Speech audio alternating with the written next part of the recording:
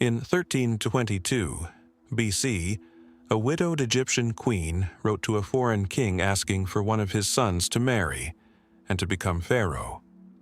Suppiluliuma sent his son Zannanza south into Egypt, and the prince never arrived. He died somewhere on that road, and the Hittite court's own annals record only the raw suspicion that he was murdered.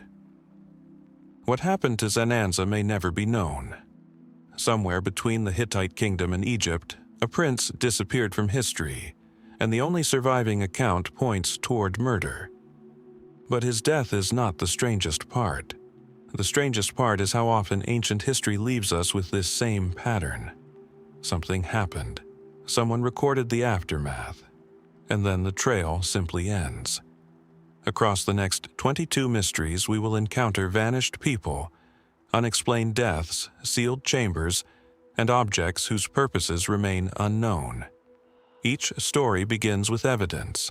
Each ends with a question. And our first question is simple.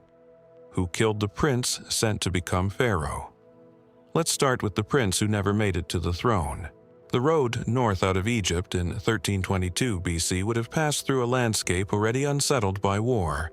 Burnt villages, abandoned garrisons, the debris of a border that had changed hands more than once. Somewhere along that road, or perhaps never far from it, a young Hittite prince named Zannanza was traveling toward a throne that was not his own. He never completed the journey. What survives of his story is not a body, not a grave, not even a confirmed location for his death. Only a handful of fragmentary clay tablets written in anger by a father who believed his son had been murdered. To understand why this vanishing still unsettles historians, it helps to start with the letter that set it all in motion. In the years following the death of Pharaoh Tutankhamun, his widow, a queen most scholars identify as Ankhesenamun, sent an extraordinary message to Suppiluliuma I, the king of the Hittites, Egypt's great rival power to the north. She wrote, according to the Hittite record, that she had no son to make king, that she would never take one of her own subjects as a husband, and that she was afraid. She asked Suppiluliuma to send her one of his sons. She would marry him. He would become Pharaoh of Egypt. It was an offer without precedent. A foreign prince, placed directly on the throne of the most powerful kingdom in the ancient world, through the marriage bed of its own queen. Suppiluliuma, by his own court's account, didn't believe it at first. He sent an envoy to verify the request before risking a son on what might have been a trap or a diplomatic insult. The queen wrote back, apparently indignant, insisting the offer was real. Only then did the king send Zannanza south, and then the record goes dark. What we know afterward comes only from the grieving, furious words of Suppiluliuma himself, preserved in what scholars call the Zannanza affair fragments, and referenced later in the prayers of his son and successor, Mursili II. The Hittite annals state plainly that Zannanza died, and that his father believed the Egyptians had killed him. No Egyptian source mentions the marriage proposal at all. No Egyptian text names Zannanza. It is as though the entire episode was written out of one side of history the moment it went wrong. This absence is, in its own way, the heart of the mystery. Was Zannanza assassinated by a faction in the Egyptian court, unwilling to accept a foreign king, possibly allies of the man who would soon take the throne himself, the courtier turned pharaoh? Did he die of illness or accident, an unremarkable death seized upon by a grieving father as evidence of a conspiracy? Some historians have questioned whether the timeline even holds, whether the widowed queen was Ankhesenamun at all, or possibly Nefertiti, placing the entire affair in a different, murkier moment of Egyptian politics. What is not in question is the aftermath. Suppiluliuma, convinced his son had been murdered, launched a punitive campaign against Egyptian territory, and in doing so his own soldiers are said to have brought home a plague that would ravage the Hittite Empire for 2 decades and eventually contribute to his own death. A queen's letter, a prince's journey, a silence where a body should be, and consequences that reshaped two empires. No tomb has ever been identified as Zannanza's. No inscription marks where or how his journey ended. Was he killed on the road before he ever reached the palace, or inside it, after glimpsing the throne he'd been promised? The Hittites believed they knew who was responsible. Egypt never said a word. Long before Zannanza ever rode north, and more than 2,000 years before a single Hittite tablet recorded his father's grief, another catastrophe had already come and gone in the upper reaches of Mesopotamia, one so old that by the time of the Hittite Empire, it had already been buried, forgotten, and reburied under the slow accumulation of centuries.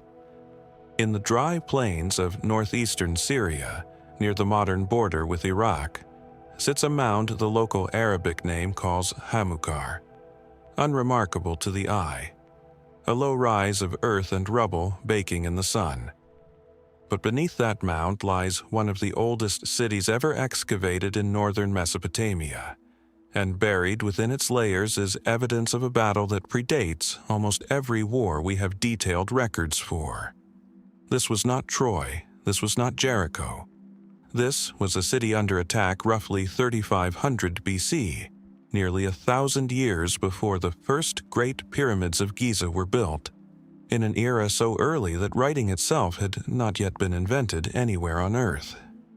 When archaeologists from the University of Chicago and the Syrian Department of Antiquities began excavating Hamoukar in the early 2000s, they were not expecting to find a war.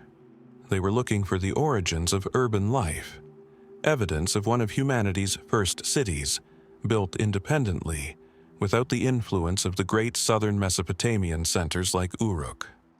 What they found instead, in the layers dating to around 3500 BC, was devastation. Collapsed walls, buildings burned to the ground, and scattered across the site, thousands of oval clay projectiles, sling bullets hardened by fire, some crudely shaped and others carefully finished, evidently mass-produced for a single, violent purpose. The scale of what they uncovered was, by the standards of the era, staggering. Archaeologists estimate that more than 1,200 of these clay bullets rained down on one section of the city alone. The walls of Hamoukar's buildings, some more than 2 meters thick, had been reduced to rubble, not through gradual decay, but through what appears to be deliberate, violent collapse. Excavation director Clemens Reichel, who led much of the dig, would later describe the destruction layer as resembling nothing so much as the aftermath of a modern military assault, compressed into mud brick and ash. Skeletons were found among the ruins. This was, by every available marker, a massacre. Here is where the story should, by rights, become simple.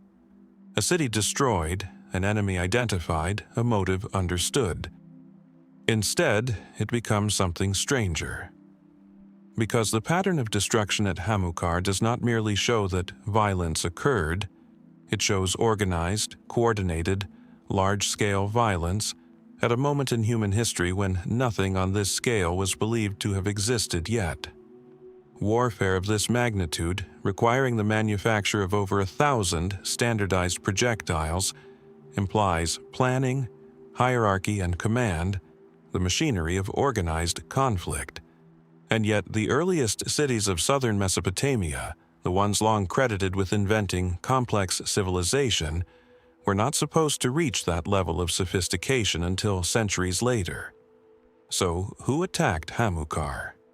And who was Hamoukar exactly before it fell? The leading theory points south toward Uruk, the city often called the world's first true metropolis, in the alluvial plains of what is now southern Iraq.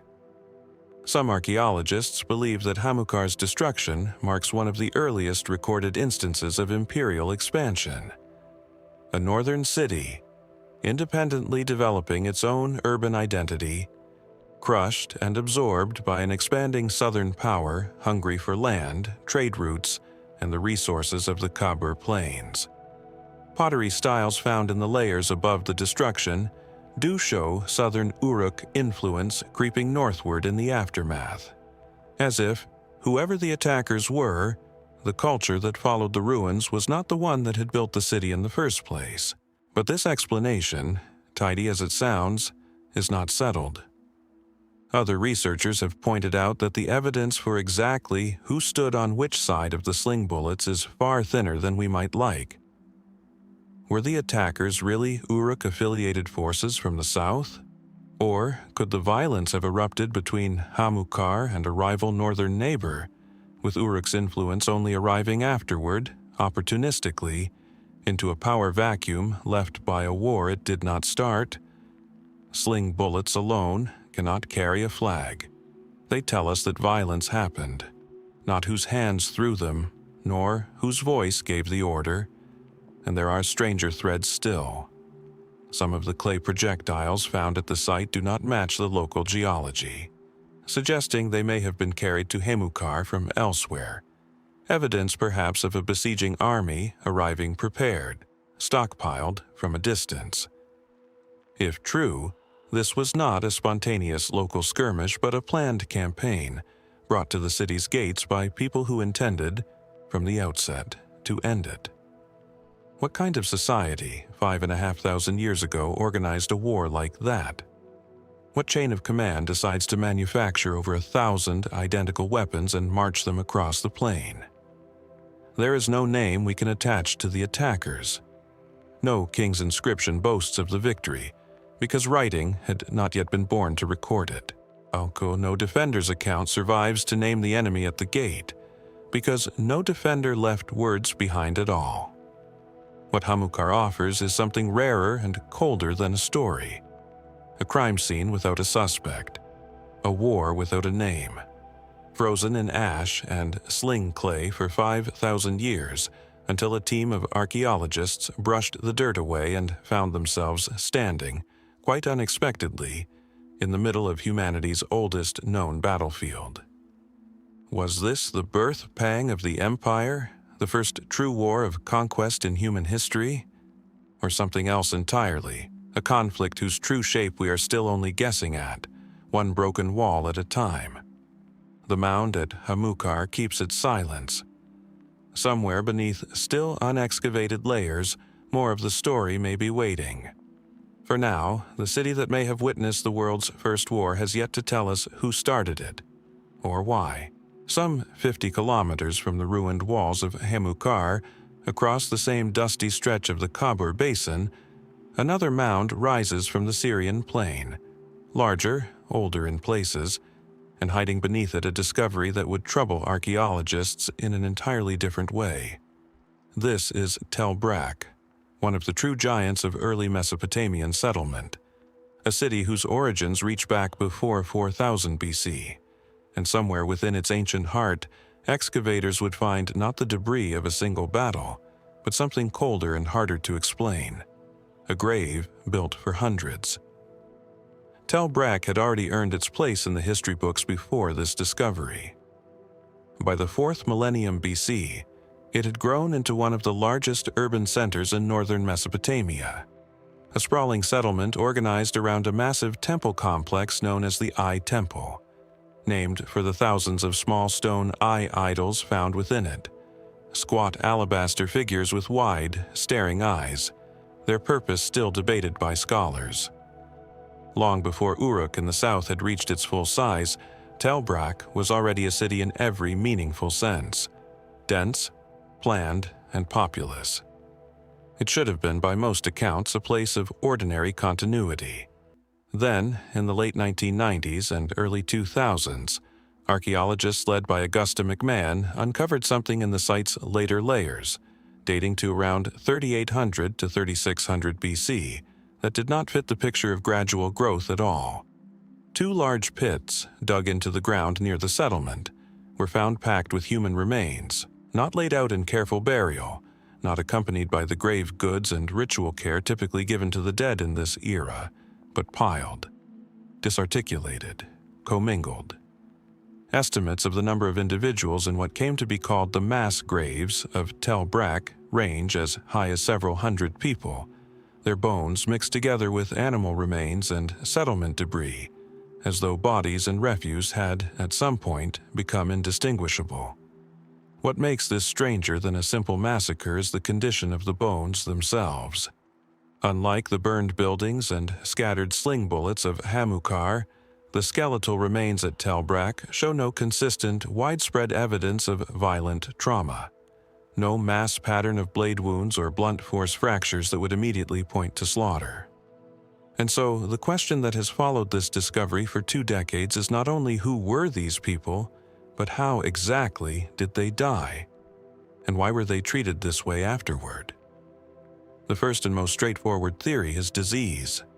A city the size of Tel Brak, dense and growing without the sanitation infrastructure of later urban centers, would have been a place where an epidemic could tear through the population with terrifying speed, and a sudden spike in deaths might well have overwhelmed the community's capacity for individual burial, forcing the living to resort to mass, hurried disposal simply to keep pace with the dead. It is not a dramatic explanation, but it is a plausible one, and it fits a grim pattern seen in other ancient societies overtaken by plague.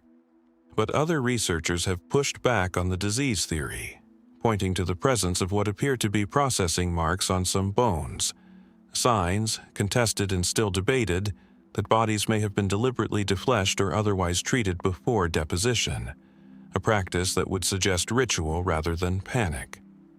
If that reading is correct, then the pits at Tel Brak may not represent a crisis at all, but a custom, a way of dealing with the community's dead that simply looked nothing like burial as we imagine it, an ancient practice for which we have no descendant tradition to compare it to.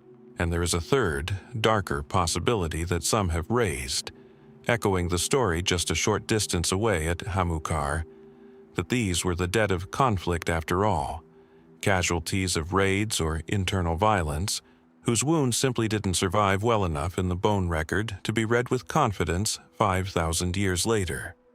Soft tissue trauma, strangulation, poisoning, even death by fire prior to burial, none of these would necessarily leave the kind of clean skeletal signature archaeologists look for. Absence of obvious violence is not the same as absence of violence. It may only mean the violence left no trace we know how to find. What deepens the unease around Tel Brak's graves is timing. The pits date to a period when the city was, by all other evidence, thriving, expanding its footprint, engaged in long-distance trade, producing sophisticated pottery and administrative tokens that hint at the earliest stirrings of bureaucratic record-keeping. This was not a city in visible decline. Whatever happened to fill those pits happened in the middle of prosperity, not at the tail end of collapse. That timing unsettles every tidy explanation. A plague can strike a thriving city as easily as a failing one. But so, historians remind us, can betrayal. No inscriptions accompany the bones. No later text, Mesopotamian or otherwise, refers back to whatever event filled those pits at Tel Brak. The people themselves, men, women, and by some estimates, children among them, left nothing to explain their own deaths, only the fact of them, pressed together in the earth for 6,000 years. Was this a city coping with an invisible enemy it could not name? Or one hiding an act it did not want remembered? Beneath the mound at Tel Brak, the eyes of those small stone idols stared out at a temple that may have witnessed the very thing the city chose never to write down. A city hiding an act it did not want remembered. That question doesn't end at Tel Brak. It resurfaces centuries later and hundreds of miles to the southwest, in the funerary architecture of ancient Egypt, in the collapsed reputation of a king whose own priesthood, later generations claimed, had turned against him inside his own palace walls. At Saqqara, on the edge of the Egyptian desert south of modern Cairo, stands a pyramid far less famous than those at Giza. Smaller, weathered, its outer casing largely stripped away by millennia of scavenging. This is the Pyramid of Teti, founder of Egypt's 6th dynasty, who came to the throne around 2345 BC after the long, strange decline of the 5th dynasty. Inside the pyramid's burial chamber, the walls are covered in some of the earliest known pyramid texts, spells intended to guide the king's spirit safely into the afterlife. It is a monument built, like all Egyptian royal tombs, to project permanence and divine order. And yet the story that later Egyptians told about Teti's death suggests that the order of his own reign may have shattered from within. The claim comes from Manetho, an Egyptian priest and historian, writing more than 2,000 years after Teti's death during the Ptolemaic period. Manetho's history of Egypt survives only in fragments, quoted by later Greek and Roman authors, and among those fragments is a single startling line, that King Teti was murdered by his own bodyguards. No detail is given about who ordered it, why it happened, or how the plot unfolded. Only the bare accusation, dropped into the historical record like a stone into still water, with no contemporary Egyptian source anywhere to confirm or explain it. This is where the mystery of Teti becomes genuinely difficult to navigate, because Manetho, useful as he is a notoriously unreliable narrator by modern historical standards. He wrote long after the events he describes, drawing on Egyptian priestly records and oral tradition that had already passed through more than 2,000 years of retelling, copying, and possible distortion. Egyptologists have caught him mixing up dynasties, misattributing reigns, and preserving what appear to be court legends rather than verified fact. So when Manetho says Teti was killed by his bodyguard, the honest scholarly response is not acceptance or dismissal, it's uncertainty. Is this a genuine memory of a palace coup preserved across 2 millennia of Egyptian tradition? Or a garbled myth attached to Teti's name the way scandal attaches itself to any sufficiently distant and poorly documented reign? The circumstantial evidence, frustratingly, cuts in more than one direction. Teti's reign, as far as the archaeological record shows, appears to have been long and largely stable, commonly estimated at around a decade or more, though even that figure is debated. He strengthened ties with the powerful priesthood at Heliopolis, married off royal daughters to consolidate political alliances, and continued the pyramid-building tradition of his predecessors without any obvious sign, in the monuments themselves, of a kingdom in crisis. If he was murdered, whoever succeeded in silencing him left no trace of turmoil in the stone record he left behind. And yet, there are threads worth pulling. Teti's pyramid complex includes the tomb of a man named Mereruka, his vizier and son-in-law, a tomb so enormous and lavishly decorated that it rivals the pyramid of the king himself, an almost unprecedented display of wealth and status for a non-royal official. Was this simply the reward of a favored, powerful family, elevated through marriage into the innermost circle of the throne? Or does the sheer scale of Mereruka's tomb hint at a vizier whose influence had grown dangerously close to rivaling the king's?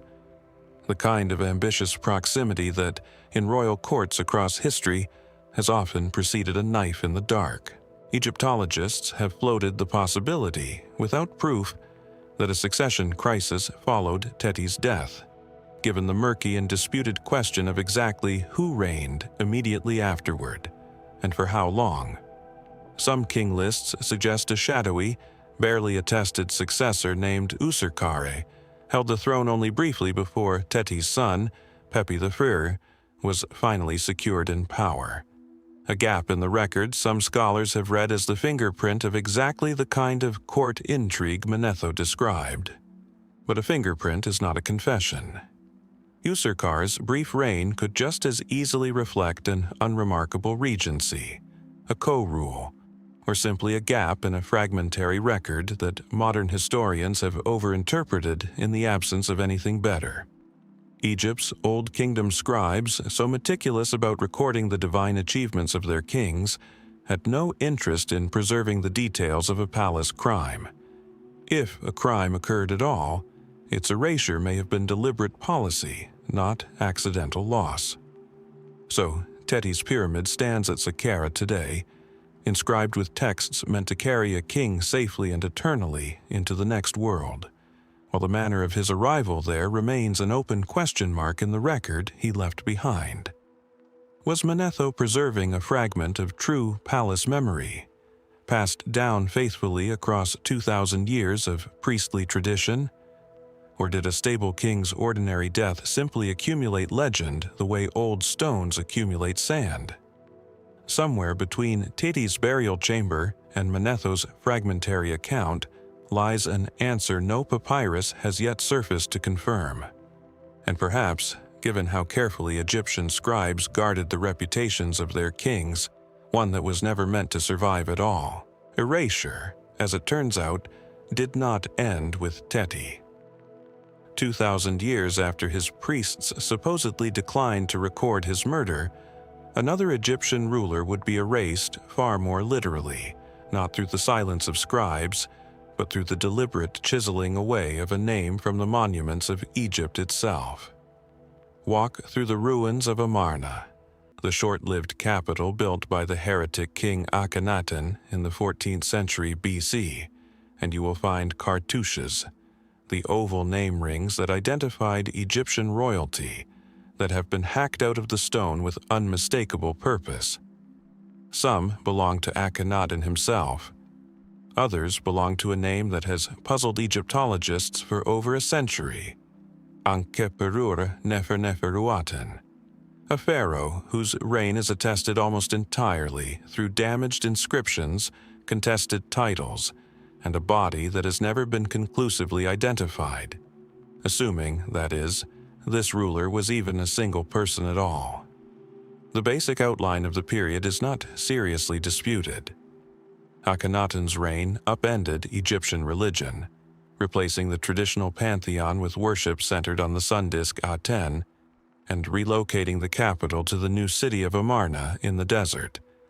When he died, around 1336 to 1334 BC, the succession that followed is one of the murkiest in Egyptian history, eventually leading to the boy king Tutankhamun and the restoration of the old gods. Somewhere in between Akhenaten's death and Tutankhamun's rise sits Neferneferuaten, a name that appears on inscriptions using distinctly feminine grammatical forms in some instances, and without them in others, fueling one of Egyptology's longest-running identity debates. Who was Neferneferuaten? The candidates read like a short list of the most famous and most mysterious women of the Amarna court. Some Egyptologists have argued this ruler was Nefertiti herself, Akhenaten's chief queen, who may have taken on full pharaonic titulary and ruled either alongside her husband as a co-regent or independently after his death. A queen who became, in every formal sense, a king. Others propose Meritaten, Akhenaten, and Nefertiti's eldest daughter, elevated to the throne amid a succession crisis with no clear male heir yet old enough to rule. A smaller number of scholars have floated the idea that Neferneferuaten was in fact a previously unrecognized son of Akhenaten, a shadowy co-regent whose brief reign was later folded into confusion by contradictory inscriptions. The tragedy, for historians, is that the evidence supporting each candidate is genuinely substantial enough that no consensus has ever been reached. What makes this more than an academic argument over names is what happened next. Whoever Neferneferuaten was, their reign appears to have been brief. Estimates range from as little as 1 to 3 years, and it ended without a clearly identified tomb, without a mummy confidently assigned to that name, and without any Egyptian source explaining how or why the reign concluded. This was a pharaoh who ruled Egypt, commissioned inscriptions in the full formal language of kingship, and then vanished from the monumental record so completely that scholars still argue about basic facts of gender and identity more than 3,000 years later. Compounding the mystery is the systematic damage done to Amarna period monuments during the religious restoration that followed. Once the traditional priesthood regained power under Tutankhamun and his successors, a campaign began to erase the memory of the Amarna heresy altogether, chiseling out names, dismantling temples, repurposing blocks as building rubble for later structures. Neferneferuaten's inscriptions were caught in this purge alongside Akhenaten's, meaning that whatever detailed record once existed of this ruler's identity and fate may have been destroyed not by accident or the passage of time, but by deliberate royal policy carried out by the very dynasty that succeeded them. There is a candidate mummy discovered in tomb KV55 in the Valley of the Kings, a battered, uninscribed body found alongside a coffin whose golden name band had been deliberately cut away, removing any certain identification. DNA testing conducted in recent years has linked the KV55 remains to Akhenaten's immediate family, and some researchers have wondered whether this could be Neferneferuaten, stripped of identity and death just as thoroughly as in the historical record. Others remain unconvinced, noting the skeletal analysis has produced conflicting estimates of age and sex that still resist a clean resolution. So, the question Amarna leaves behind is not simply who ruled Egypt in that brief, chaotic window between Akhenaten and Tutankhamun. It is why the answer was considered dangerous enough to erase. A queen who became king, a name deliberately cut from a golden coffin band, a reign scoured from the monuments by the very priesthood that inherited the throne. Was this simply the ordinary tiding of history after a failed religious experiment, or something closer to Teti's silence, a story too uncomfortable for Egypt to let survive intact? The cartouche remains broken. The name, in places, remains unreadable. And somewhere beneath the sand at Amarna, or perhaps already unearthed and misidentified in a museum drawer, the true face behind Neferneferuaten may still be waiting to be recognized. Centuries before Amarna's priesthood ever took a chisel to Neferneferuaten's name, and in a different corner of Egypt entirely, another set of graves was already being dug, not by looters seeking to erase a memory, but by a community facing something it apparently could not stop. In the eastern Nile Delta, in a region now called Tel el-Daba, lie the remains of the ancient city of Avaris, once the capital of the Hyksos, a dynasty of foreign rulers who governed parts of northern Egypt during the Second Intermediate Period, roughly between 1783 and 1550 BC. Excavations here, led for decades by Austrian archaeologist Manfred Bitak, have uncovered a thriving, cosmopolitan port city with strong ties to the Levant. Houses, temples, and administrative buildings that speak to a sophisticated urban culture. But beneath the residential quarters of Avaris, archaeologists also found something considerably darker. Mass graves, dug directly within the living spaces of the city, containing the bodies of the dead in numbers and conditions that suggest a catastrophe struck the population with overwhelming speed. Unlike a formal cemetery set apart from daily life, as was customary in ancient Egyptian practice, these burials were located inside the settlement itself, sometimes crammed into the corners of courtyards or beneath abandoned houses. The bodies show no signs of the careful mummification and ritual preparation typically afforded the Egyptian dead, and many were buried in haste, several individuals to a single pit, without the grave goods that would normally accompany even modest burials of the period. Whatever happened to the people of Avaris, it happened fast enough, and on a large enough scale that the community's ordinary rites for the dead simply broke down. The leading explanation, and the one most archaeologists find most persuasive, is plague. Egyptian medical texts from later periods describe epidemic disease sweeping through the Delta region, and the layer of mass burials at Tel el-Deba corresponds to a time when Avaris was a busy international port, receiving ships and trade goods from across the eastern Mediterranean and the Levant, precisely the kind of dense, interconnected trade network through which infectious disease could spread with devastating speed. Some researchers have specifically proposed that Avaris may hold the earliest archaeological evidence anywhere in the world for a major epidemic, predating other well-known ancient plague episodes like the Plague of Athens by well over 1,000 years. But the picture at Tel el-Deba resists easy closure, because the skeletal evidence for disease is, by its nature, difficult to confirm directly.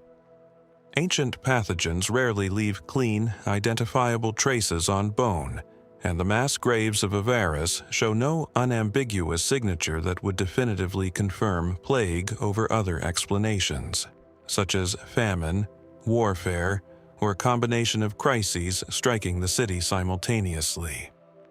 What archaeologists have instead is circumstantial but compelling: an overwhelmed population, hurried and irregular burial practices, and a scale of death that argues, at minimum, for some kind of sudden mass mortality event the city's usual systems weren't built to absorb.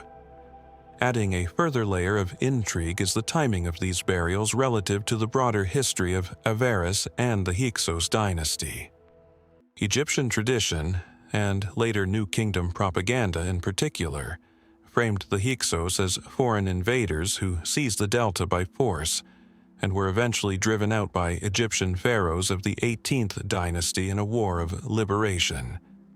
But the archaeological record at Tel el-Deba paints a more gradual picture of Levantine populations settling peacefully in the delta over generations, integrating into Egyptian administrative and religious life, before eventually consolidating into an independent ruling dynasty.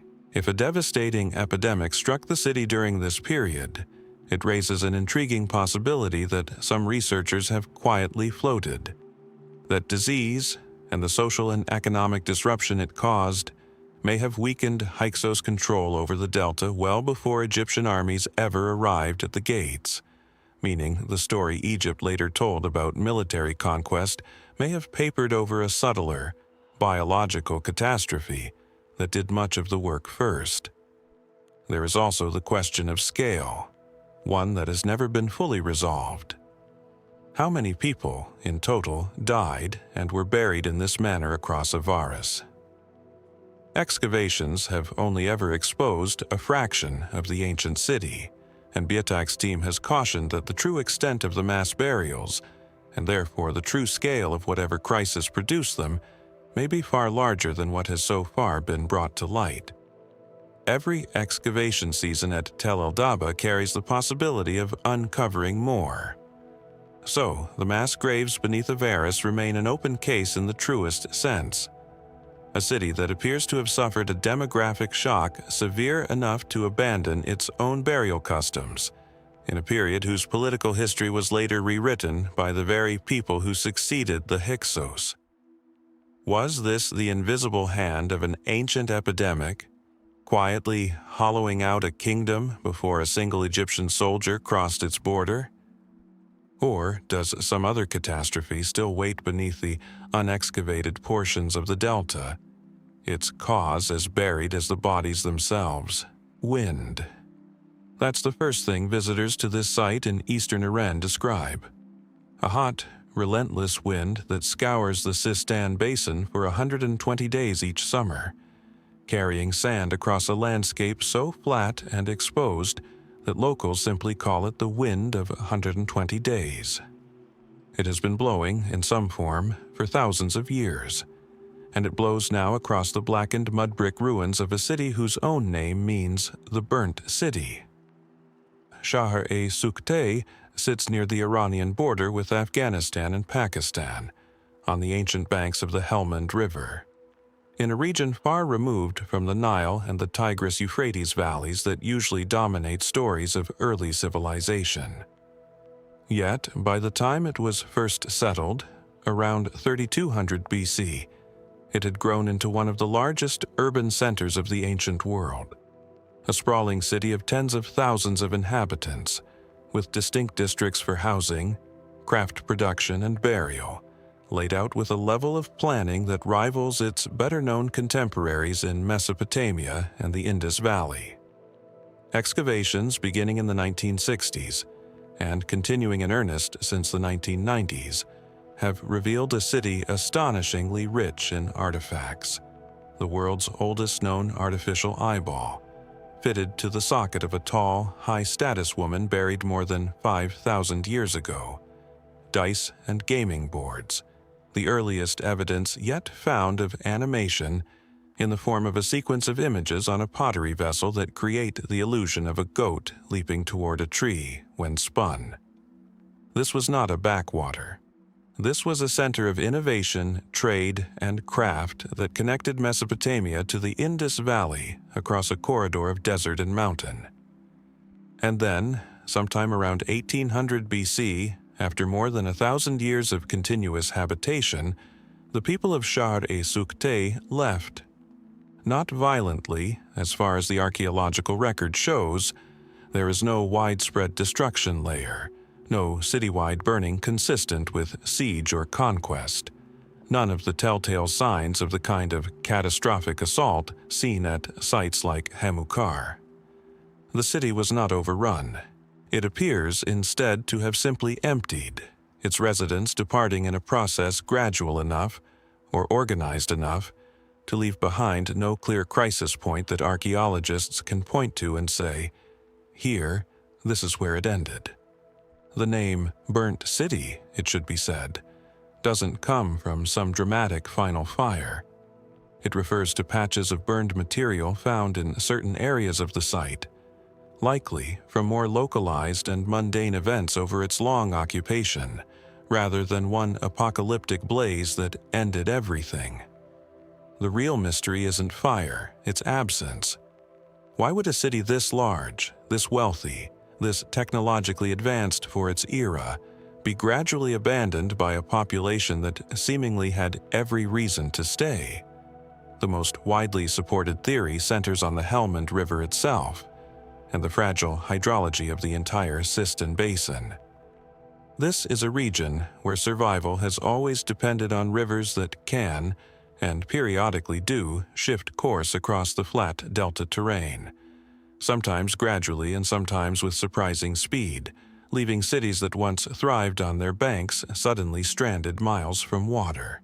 Paleoclimate and hydrological studies of the region suggest that shifts in the Helmand's flow, possibly linked to broader climatic changes affecting rainfall patterns across the Iranian plateau in the early 2nd millennium BC, could have slowly starved Shahr-e Sukhteh of the water its agriculture and population depended on.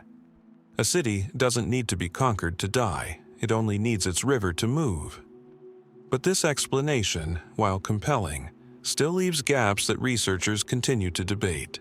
Climate and hydrological shifts of the scale needed to abandon a city this size would likely have unfolded over generations, raising the question of why a sophisticated urban population, clearly capable of engineering and long-distance trade, didn't adapt, relocate infrastructure, or dig to reach retreating water sources, as other ancient societies facing similar pressures are known to have done elsewhere. Some archaeologists have proposed that environmental stress may have combined with broader shifts in regional trade routes, as emerging powers elsewhere in the Bronze Age world redirected the flow of goods that had once made Shahr-e Sukhteh a vital waypoint, hollowing out its economic relevance even as its physical infrastructure remained intact. There is also the matter of the burials themselves. The city's vast cemetery, containing tens of thousands of graves accumulated across its lifetime, shows evidence of significant health burdens among its population in its later centuries. Skeletal indicators of disease and nutritional stress that suggest the final generations of Shahr-e Sukhteh's residents may have been living through harder conditions than their prosperous ancestors. even without a single identifiable disaster to explain the decline. So the wind continues to move across the Sistan Basin today, over the low, mud-brick remains of a city that once stood among the largest and most advanced in the ancient world, and which simply, quietly, stopped being lived in. No war ended it, no fire consumed it in a single night. Its people appear to have walked away, generation by generation, from a place their ancestors had built into a marvel of the Bronze Age world. Where did they go? And was it truly the river that drove them out? Or something in the slow unraveling of a city's fortunes that the sand has never fully given up? There is a name that surfaced only briefly in an earlier chapter of this investigation. A placeholder king, barely attested, sandwiched between the possible murder of Teti and the confirmed reign of his son, Pepi I. That name was Userkare. It's time to look at him directly, because the little we know about this shadow of a pharaoh may be the closest thing Egyptology has to a fingerprint left at the scene of a 5,000-year-old crime.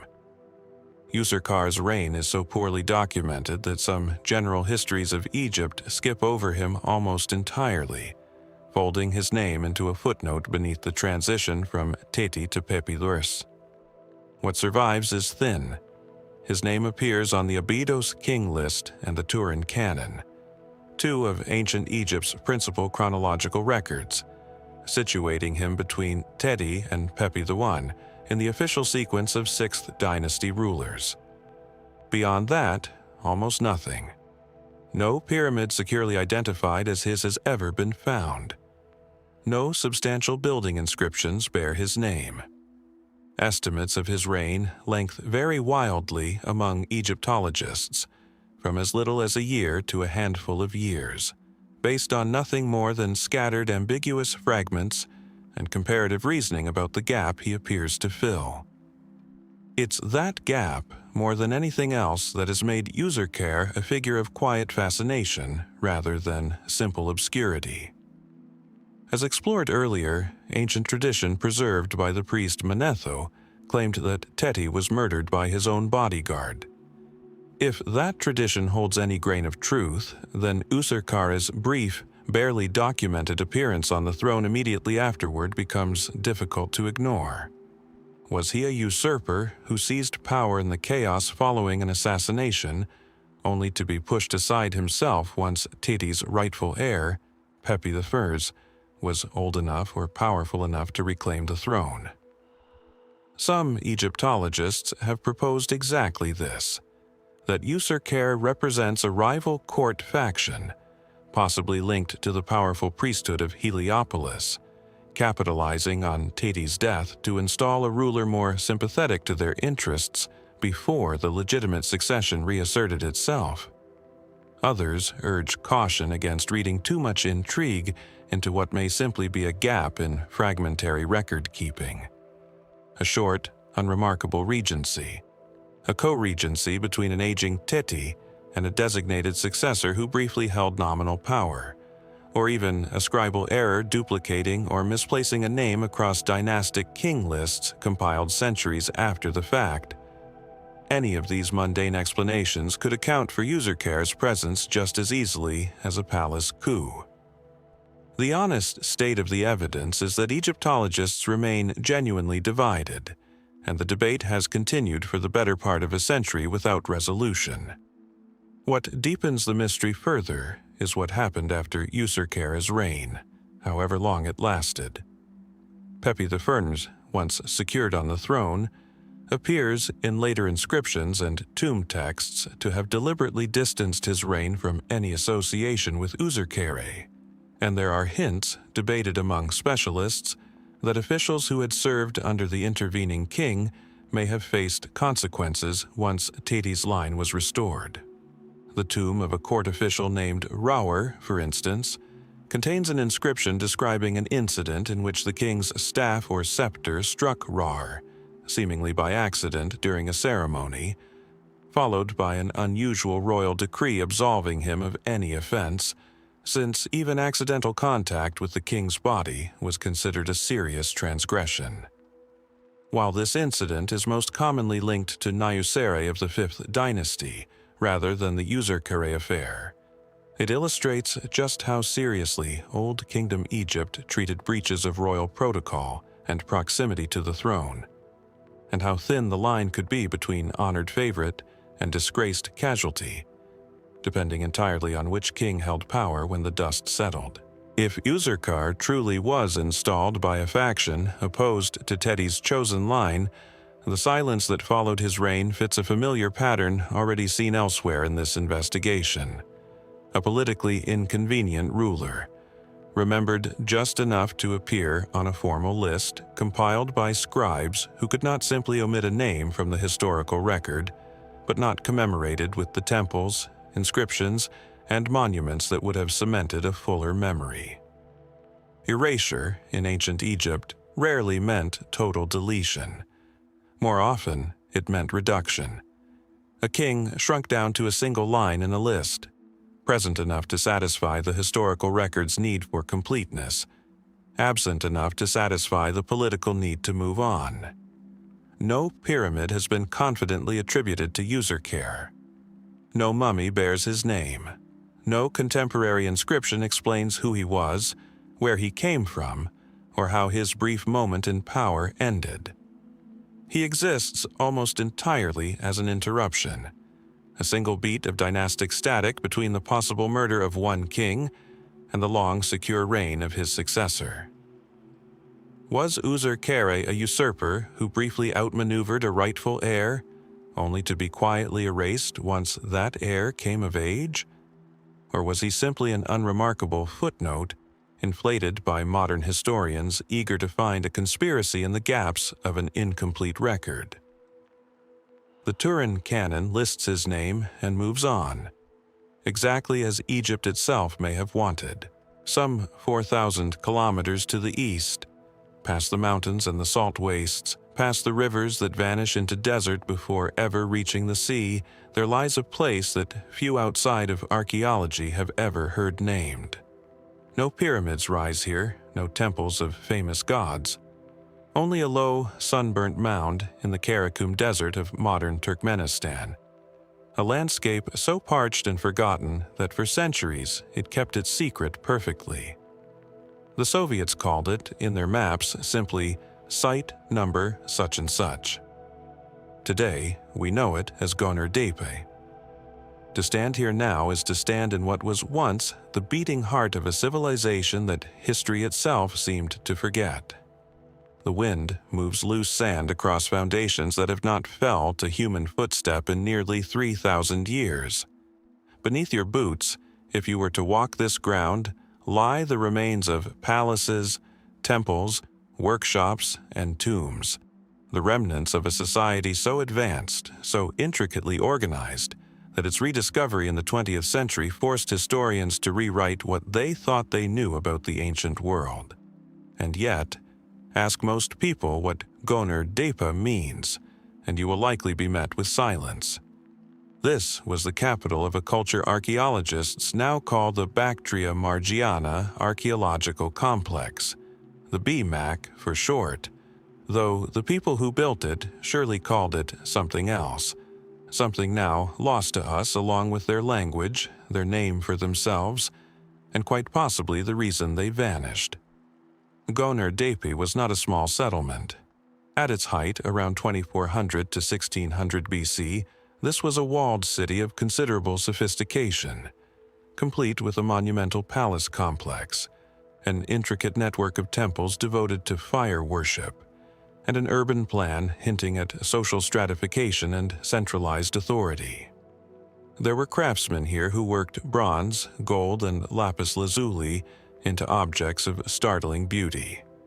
There were priests, or something like them, who tended ritual fires in chambers built with a precision that speaks of deep religious conviction. There was, in short, a civilization, one that rivaled, in complexity if not in scale, its far more famous contemporaries in Mesopotamia and the Indus Valley. And yet, Gonur Dep's very existence raises a question that archaeologists have never fully answered. Why here? The Karakum Desert is one of the most inhospitable environments on Earth, a place where summer temperatures can soar past 50 degrees Celsius, where fresh water is scarce and unpredictable.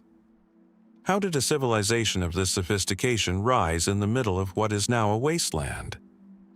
The answer, most scholars agree, lies in the delta of the ancient Murghab River, which once flowed generously through this region, feeding irrigation channels that allowed agriculture to flourish where today nothing grows.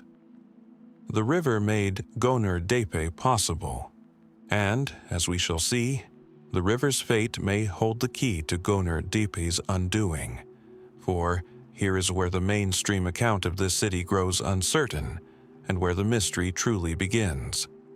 Sometime around 1600 BC, after centuries of prosperity, the city was abandoned. Not destroyed in some cataclysmic battle, there is no widespread evidence of war, no layer of ash and ruin consistent with conquest. Not swallowed by plague, so far as the skeletal remains can tell us.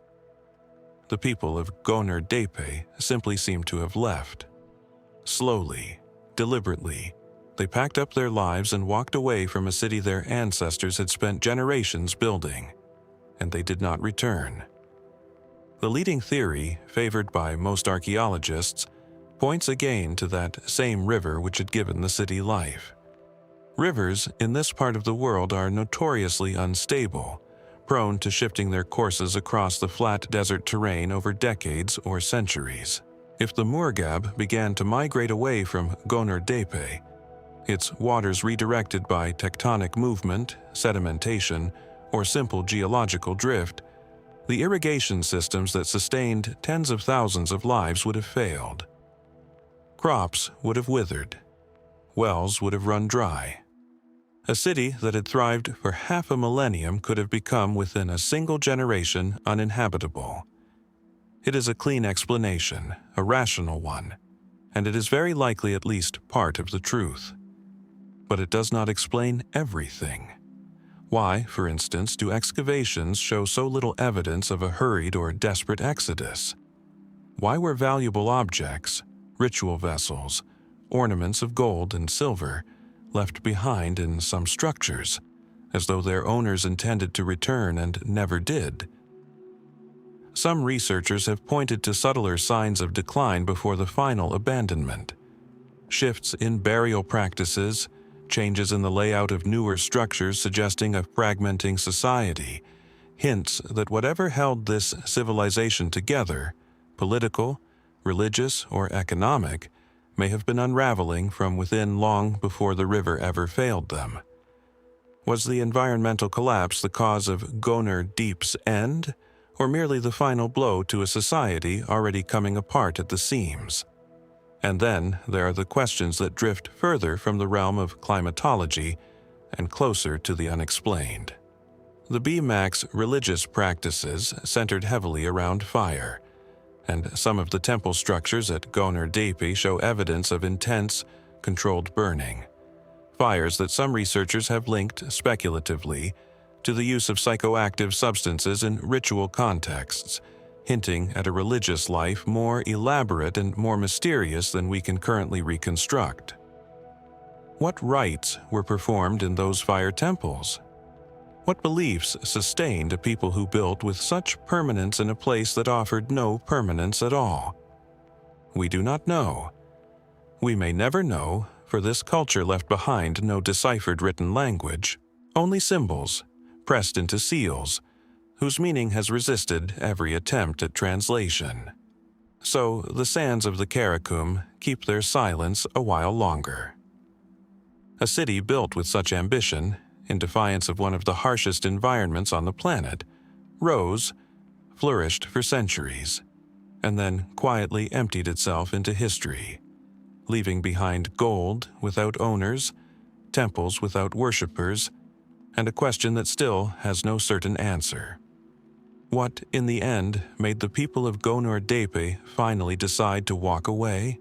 Fire, we have seen, held a sacred place in the world of Gonur Depe, a controlled ritual flame tended by priests in temples built to last centuries. Some 900 kilometers to the west, in the fertile plains of what is now southern Turkey, near the Turkish-Syrian border, fire returns to our story. But this time it is not confined to an altar. This time it consumed an entire city. The mound is called Tel Achana today, though in antiquity it was known as Alalakh, a name that appears tantalizingly in the cuneiform archives of its neighbors and rivals, in the correspondence of kings, in the trade records of a Bronze Age world far more interconnected than most people imagine. Alalakh sat in the Hamoukar Valley, along the Orontes River, at a crossroads where the great powers of the ancient Near East, the Hittites to the north, the Egyptians to the south, the kingdoms of Mesopotamia to the east, all had reason to take notice. It was a city built for trade, for diplomacy, for the slow accumulation of wealth that comes from sitting at the center of everything. And more than once in its long history it was burned to the ground. Excavations at Alalakh, beginning in the 1930s under the British archaeologist Leonard Woolley, and continued by later teams into the 21st century, revealed something unusual even for this violent region and era. Not one layer of destruction, but many. Level after level of the city, each representing a distinct period of habitation, ends the same way, in a stratum of ash, collapsed mud brick, and charred timber.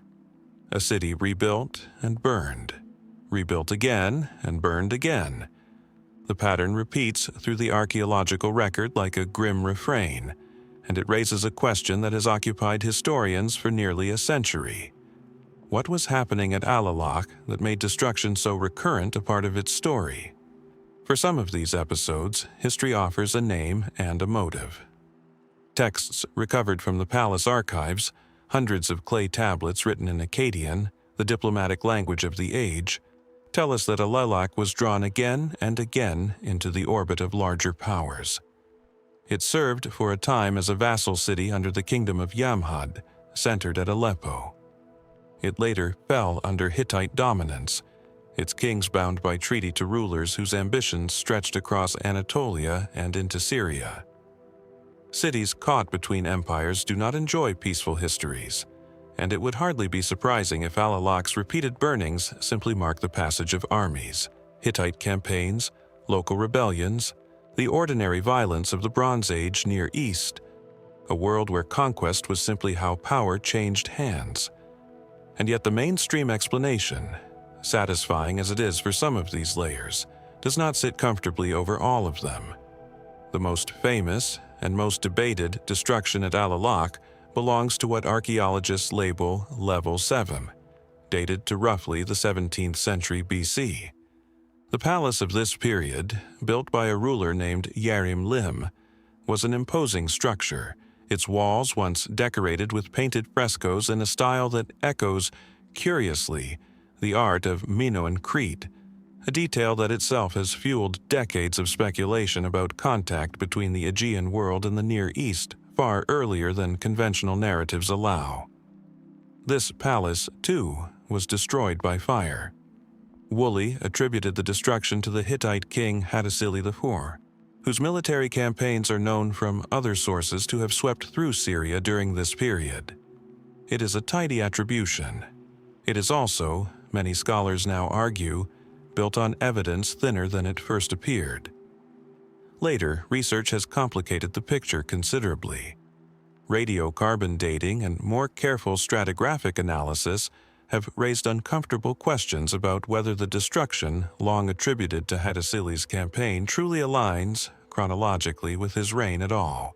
Some researchers now suggest the Level 7 destruction may predate the Hittite invasion by decades, which would mean that whatever brought down Yarim Lim's palace was not the famous conqueror history had credited, but something else entirely. An earlier war whose combatants left no surviving record. An internal uprising. Something environmental, an earthquake, perhaps, common enough in this seismically active region, that toppled lamps and hearths and set the wooden beams of the palace alight without any enemy at the gates at all. The tablets are silent on the matter. The ash offers no names. This is perhaps the quiet unease that sits at the heart of Alalakh's story. We possess an unusual wealth of written evidence from this city: royal correspondence, legal documents, trade records, king lists, more textual material, in fact, than we have from many far more famous Bronze Age sites. And still, the specific hand behind the city's most significant destructions eludes us. How is it that a civilization capable of such meticulous record-keeping left no clear account of the catastrophe that ended one of its greatest palaces? Did the destroyers not survive to record their victory? Did the survivors choose silence for reasons we can only guess at? Or does the answer lie buried still, in tablets not yet excavated, in archives not yet found? There is something almost unsettling in the rhythm of Alalakh's history. A city that rises, prospers, burns, and rises again, across centuries, as though caught in a cycle it could never quite escape. Each generation rebuilt atop the ashes of the last, apparently undeterred, or perhaps simply unaware of how the pattern would repeat. Was this resilience? Was it a kind of fatalism, a people who had come to accept destruction as the price of sitting at the crossroads of empires? Or is it possible we are looking at these ashes with the wrong assumptions entirely, mistaking for repeated conquest what may, in some layers, have been something else? Accident, upheaval from within, forces neither foreign army nor angry king had any hand in. The final destruction of Alalakh, sometime in the 12th century BC, coincides with a period of turmoil that swept across the entire eastern Mediterranean. The same shadowy collapse that brought down palaces from Greece to the Levant, a catastrophe historians still struggle to fully explain. Whether Alalakh's end was one small piece of that larger, mysterious unraveling, or a story entirely its own, remains an open question. The mound at Tel Echana still holds its layers of ash, each one a chapter without a confirmed author. What, or who, kept returning to burn this city down, and why did its people, again and again, choose to rebuild upon the same uncertain ground? Darkness. Then the flicker of a torch, and dust rising slow and golden in its light, disturbed for the first time in more than 3,000 years. This is the sensation the excavators must have felt in January of 1908, descending into a rock-cut tomb on the west bank of the Nile, near the village of Qurna, opposite the ancient city of Thebes. The air inside would have been still, dry, ancient, the particular silence of a space sealed since before most of the civilizations we consider ancient had even begun. The Italian archaeologist Ernesto Schiaparelli led the expedition that found this tomb, and what his team uncovered inside was by any measure extraordinary. This was no plundered chamber, no site picked clean by the tomb robbers who had stripped so much of Egypt's Valley of the Kings and Valley of the Queens over the centuries. This tomb, small and unassuming from the outside, had somehow escaped their notice entirely. Inside lay the intact burial of a woman, one of the best preserved non-royal burials ever discovered from ancient Egypt, complete with an astonishing array of grave goods: gilded funerary equipment, fine jewelry, cosmetic vessels, sandals, a wig of remarkable craftsmanship, and textiles so well preserved that their weave and dye remain a subject of study to this day. The woman herself, laid to rest with such evident care and wealth, has come to be known simply as the Qurna Queen, though whether she was ever a queen at all is a question that has never been fully answered. Her tomb has been dated, largely through the style of the grave goods and burial architecture, to Egypt's 17th dynasty, sometime around 1600 BC, a turbulent period when Egypt was fractured. Its north, occupied by the foreign Hyksos rulers, while a native Egyptian dynasty held on to power in Thebes in the south. This was the era immediately before the great warrior pharaohs who would eventually reunify the country and launch the new kingdom into its golden age. It was a time of transition, of consolidation, of a Theban elite fighting to preserve and assert its legitimacy. And it is precisely this context that makes the Qurna queen's identity such a persistent puzzle. For a burial of this richness, one might expect the accompanying inscriptions to make the occupant's name and status unmistakable. Egyptian funerary tradition, after all, was built on the principle that the name must survive, that to be remembered was, in a very real sense, to continue existing in the afterlife. And yet the tomb of the Qurna queen offers frustratingly little in the way of identifying text. No cartouche marks her as royalty. No inscription conclusively ties her to any known pharaoh of the period as wife, mother, or daughter. She was buried with the trappings of extraordinary status, in a location and era associated with the royal court, and still she comes to us essentially nameless. Some scholars have proposed she may have been a queen consort of one of the 17th dynasty's shadowy pharaohs, rulers like Sobekemsaf or Intef, kings whose own histories remain frustratingly incomplete, known to us mostly through fragmentary king lists and the occasional monument. If this theory holds, the Qurna queen would represent one of the only intact glimpses we have into royal Theban burial practices from this obscure period, a period sandwiched between the well-documented Middle Kingdom and the famous glories of the New Kingdom, and consequently one of the least understood chapters in Egyptian history. Others have suggested she may not have been royalty in the strictest sense at all, but rather a woman of extremely high status at court, perhaps connected to the royal family through service rather than blood, her wealth a reflection of favor rather than birthright. The evidence, frustratingly, permits either reading. What deepens the mystery further is the presence, among her funerary goods, of certain items whose origins point beyond Egypt's borders entirely. Some of the jewelry and material recovered from the tomb display characteristics that scholars have linked to influences from the wider Eastern Mediterranean and Near Eastern world, the same interconnected Bronze Age network of trade and diplomacy we have already traced through Alalakh and its neighbors. Was the Qurna queen herself a woman of foreign origin, married into the Theban elite as part of the political alliances so common in this era? Or do these objects simply reflect the ordinary flow of luxury goods along trade routes that connected Egypt to Nubia, to the Levant, to Crete, and beyond? Modern scientific analysis, isotope studies capable of tracing an individual's geographic origins from their remains, has been proposed as a way to finally test this question. Yet, definitive answers have remained elusive, complicated by the passage of time and the limitations of the available evidence. There is something quietly haunting about this particular case, more so perhaps than many grander mysteries of the ancient world. This was not some obscure commoner whose anonymity might be expected. This was a woman buried with a lavishness that testifies unmistakably to her importance in life. And yet the very civilization so famously obsessed with preserving names, with inscribing identity into eternity on every available surface, somehow failed, or chose not, to leave hers behind clearly for us to find.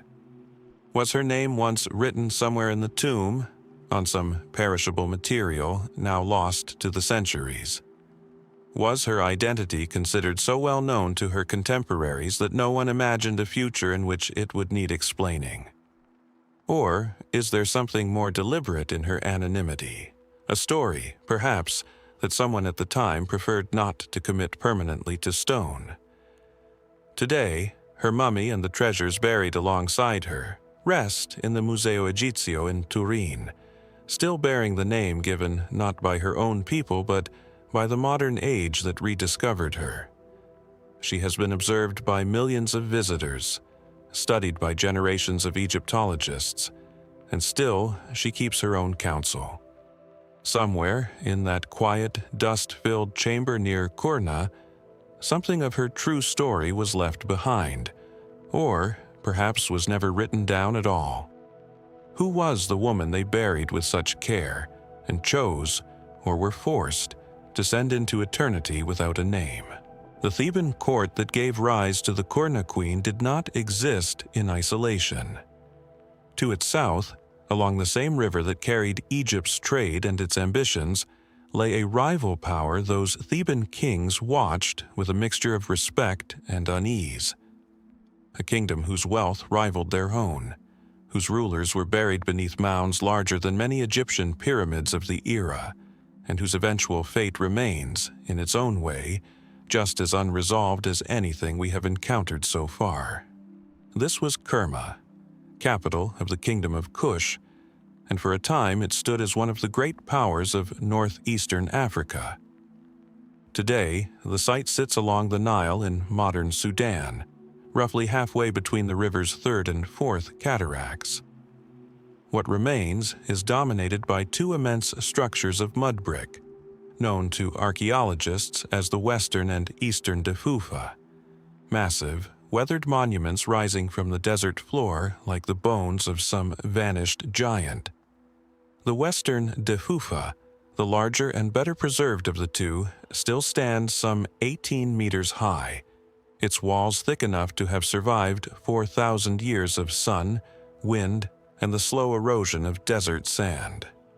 Around it once sprawled a city of considerable size and sophistication, one of the earliest true urban centers in sub-Saharan Africa, with residential quarters, workshops, religious complexes, and a defensive system that speaks to a society both prosperous and, at times, imperiled.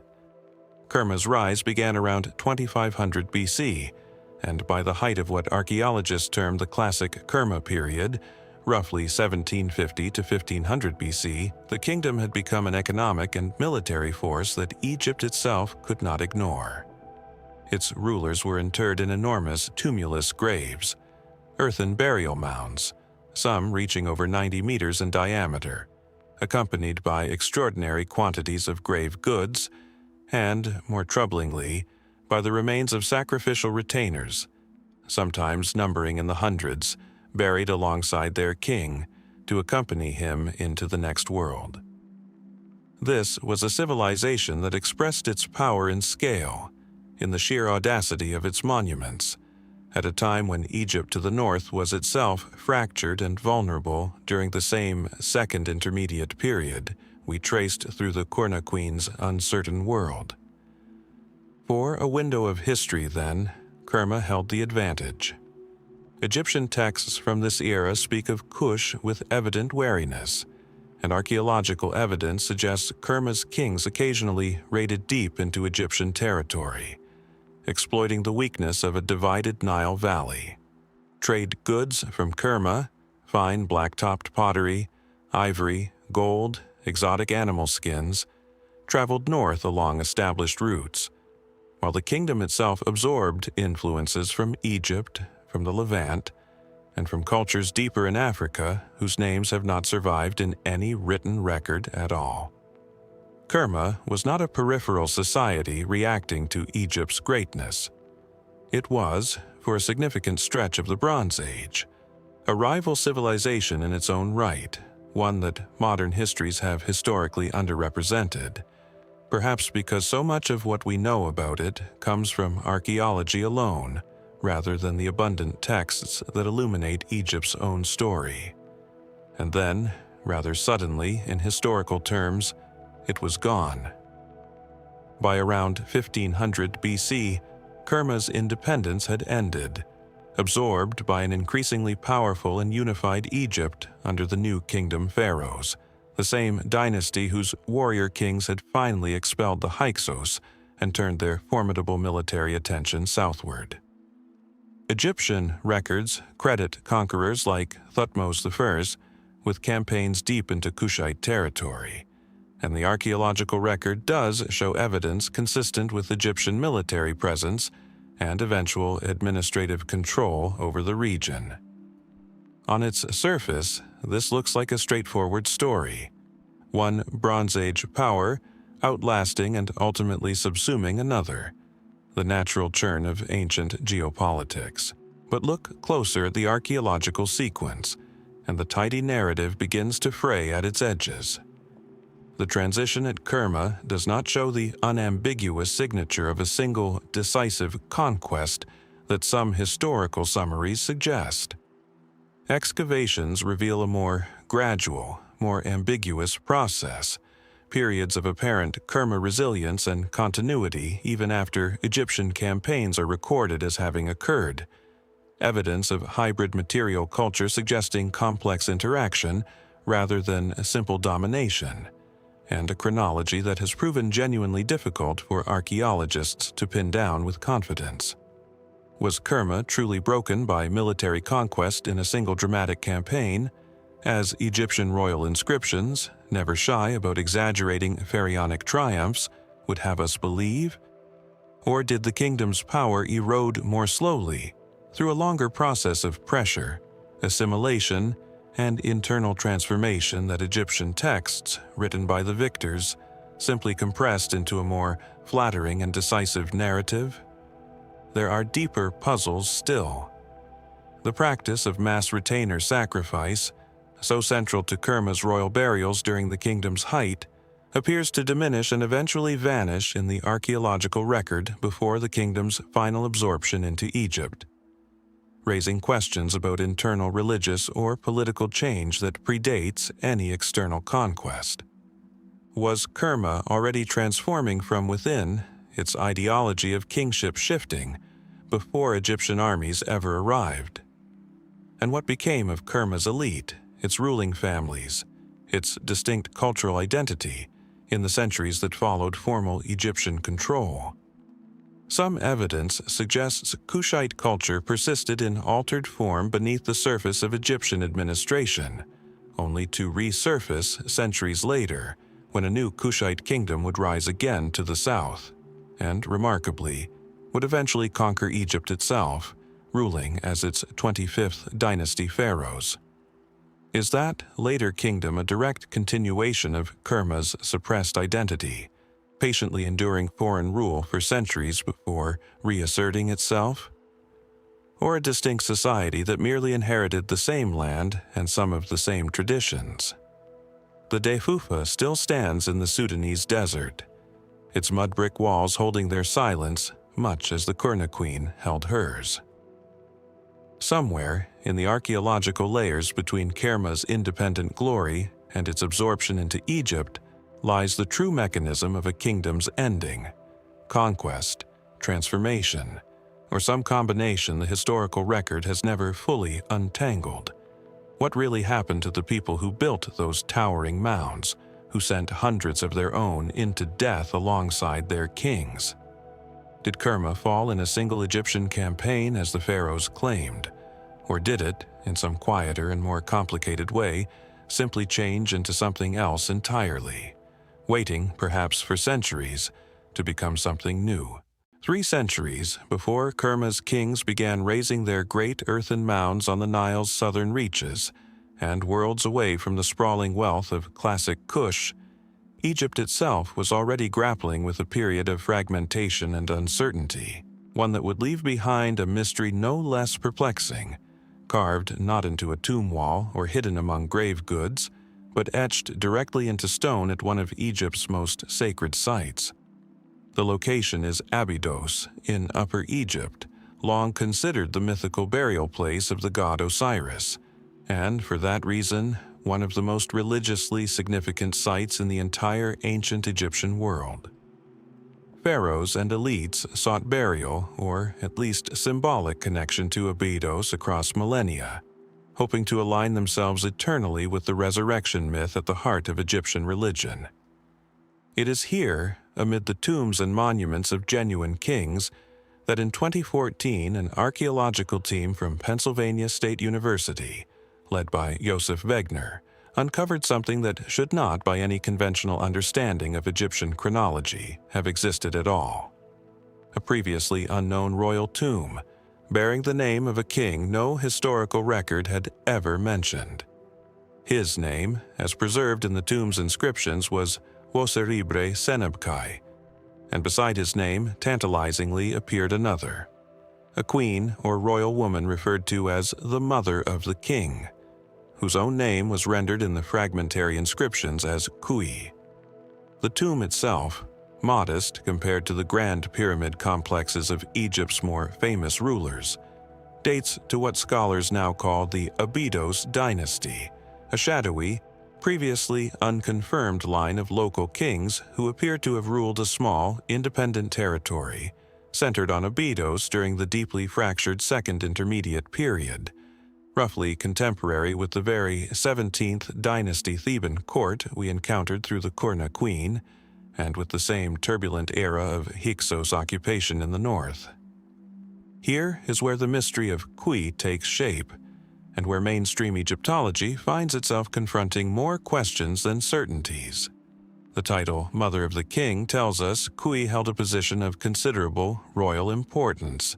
She was, by definition, the parent of at least one ruler, and yet Khui does not appear in any Egyptian king list, any temple inscription, any of the fragmentary but otherwise fairly comprehensive records scholars have painstakingly assembled for this period. She exists, so far as current evidence shows, in exactly one place. This single inscription, discovered entirely by accident in a tomb belonging to a king whose own existence was unknown until a little over a decade ago. Egyptologists have proposed that Khui may have been connected to an earlier, slightly better attested royal woman of similar name from a preceding dynasty, the possibility that she represents a continuation of a ruling family whose fortunes had shifted amid Egypt's fracturing political landscape. If this connection holds, it would suggest a genealogical thread linking the shadowy Abydos dynasty back to more established Middle Kingdom royalty, lending legitimacy to a line of kings whose claim to the throne of even this small contested territory might otherwise have seemed tenuous. It is a reasonable hypothesis, consistent with what we know of how Egyptian dynasties often sought to bolster fragile claims to kingship through descent, whether real or constructed. But it remains, and Egyptologists are candid about this, a hypothesis resting on very thin evidence, a single title, a single fragmentary inscription, in a period of Egyptian history so poorly documented that entire dynasties have only recently come to light through discoveries as accidental as this one. What makes Khui's case so genuinely disorienting is not simply that we lack information about her. The ancient world is, after all, full of names we know only in passing, without context, without stories attached. It is that her very existence forces a reconsideration of how much we do not know about a period we thought, until recently, we understood reasonably well. If an entire dynasty of kings, Senebke among them, could remain completely invisible to the historical record until a chance excavation in 2014, then how many other Khuis are waiting in the sands of Abydos, or elsewhere along the Nile? Their names attached to no king list, their stories reduced to a single fragmentary reference that archaeologists have not yet found. There is something particularly haunting in the asymmetry of what the inscription tells us and what it withholds. We know Khui held enough status to be named as the mother of a king. We do not know who her husband was, whether she ruled in any capacity herself, what family she came from, or when precisely she lived relative to the handful of other Abydos dynasty rulers whose tombs have since been identified in the same royal necropolis. Was she a woman of considerable independent power, whose son's dynasty simply failed to leave behind the kind of extensive commemorative record that preserved the memory of more prominent Egyptian queens? Or was her near-total absence from history simply the ordinary fate of most people, even most royal people, in an era when record-keeping was inconsistent, when local dynasties ruled briefly and were then absorbed or erased by the more powerful kingdoms that eventually reunified Egypt? the broader Abydos dynasty itself remains only partially understood. A handful of royal names, a cluster of tombs, evidence of a modest kingdom that likely controlled only a small stretch of territory around Abydos, while more powerful rivals held sway to the north and south, not unlike the fractured political landscape that made Kerma's rise to the south possible in this same turbulent age. Every new season of excavation at the site carries the possibility of another name emerging from the sand, another king, another queen, another fragment that might finally give Khui the context her single, surviving inscription so conspicuously lacks. For now, she remains a name attached to a title and very little else, a mother without a clearly identified son beyond the inference of royal descent, a woman whose importance is certain, but whose story is not. Egypt, a civilization so often celebrated for the completeness of its historical record, still holds figures like Khui in reserve, proof that even here, even after more than a century of dedicated excavation, entire lives and entire dynasties can vanish so thoroughly that their rediscovery depends on nothing more than fortune and the patient sifting of sand. What else might still lie beneath the necropolis at Abydos, waiting for the right excavation, the right season, to bring another forgotten name back into the light? The sand that keeps Abydos' secrets extends, in a sense, far beyond Egypt's borders. The same patient accumulation of centuries settling over ruins across the ancient Near East, burying palaces, tombs, and entire cities beneath layers that would take modern archaeology to finally lift away. Some 700 kilometers northeast of Abydos, in the heart of modern Syria, that same slow burial concealed something for over 3,000 years. An underground royal tomb complex so intact, so laden with treasure and mystery, that when it was finally discovered, it stunned even veteran archaeologists accustomed to surprise. The site is Qatna, known today as Tel Mishrife, once a powerful Bronze Age city-state in the Levant, positioned along vital trade routes connecting Mesopotamia, Anatolia, and Egypt. Qatna's political importance during the 2nd millennium BC is well established through both archaeology and text.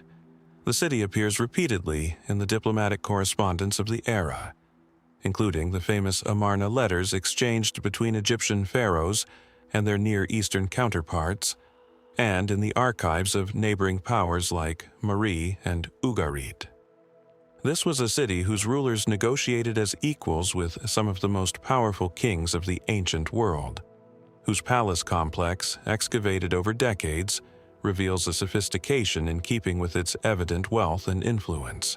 But it was beneath that palace in the year 2002 that a German-Syrian archaeological team uncovered something that rewrote what scholars thought they understood about Qatna's royal history. Hidden beneath the palace floor, accessed by a shaft and a series of underground chambers cut directly into the bedrock, lay an undisturbed royal hypogeum, a subterranean tomb complex used for multiple generations of Qatna's rulers, sealed and forgotten for over 3,000 years. Unlike so many royal tombs across the ancient world, this one had escaped the attention of looters entirely. What the archaeologist found inside was extraordinary. The remains of numerous individuals, an enormous quantity of grave goods, including gold jewelry, ivory carvings, and imported luxury items testifying to Qatna's far-reaching trade connections, and, perhaps most strikingly, a set of large basalt statues seated within the tomb, carved in the likeness of deceased rulers, apparently intended to serve as a focus for ancestor veneration rituals conducted by the living. Here, the mainstream picture is reasonably clear on the broad strokes. This was, without much doubt, a royal necropolis, used across multiple generations by the ruling dynasty of Qatna, reflecting religious practices centered on maintaining connection with royal ancestors even after death, practices attested elsewhere in the Near East but rarely preserved with this degree of physical completeness. The tomb offers an unprecedented window into elite mortuary customs of the Levantine Bronze Age, a period for which such intact evidence is exceptionally rare. And yet, for all its remarkable preservation, the hypogeum at Qatna has yielded surprisingly little in the way of definitive identification. Despite the wealth of the burial and the clear evidence of sustained royal use across generations, associating specific skeletal remains with specific named kings from Qatna's known historical record has proven extraordinarily difficult.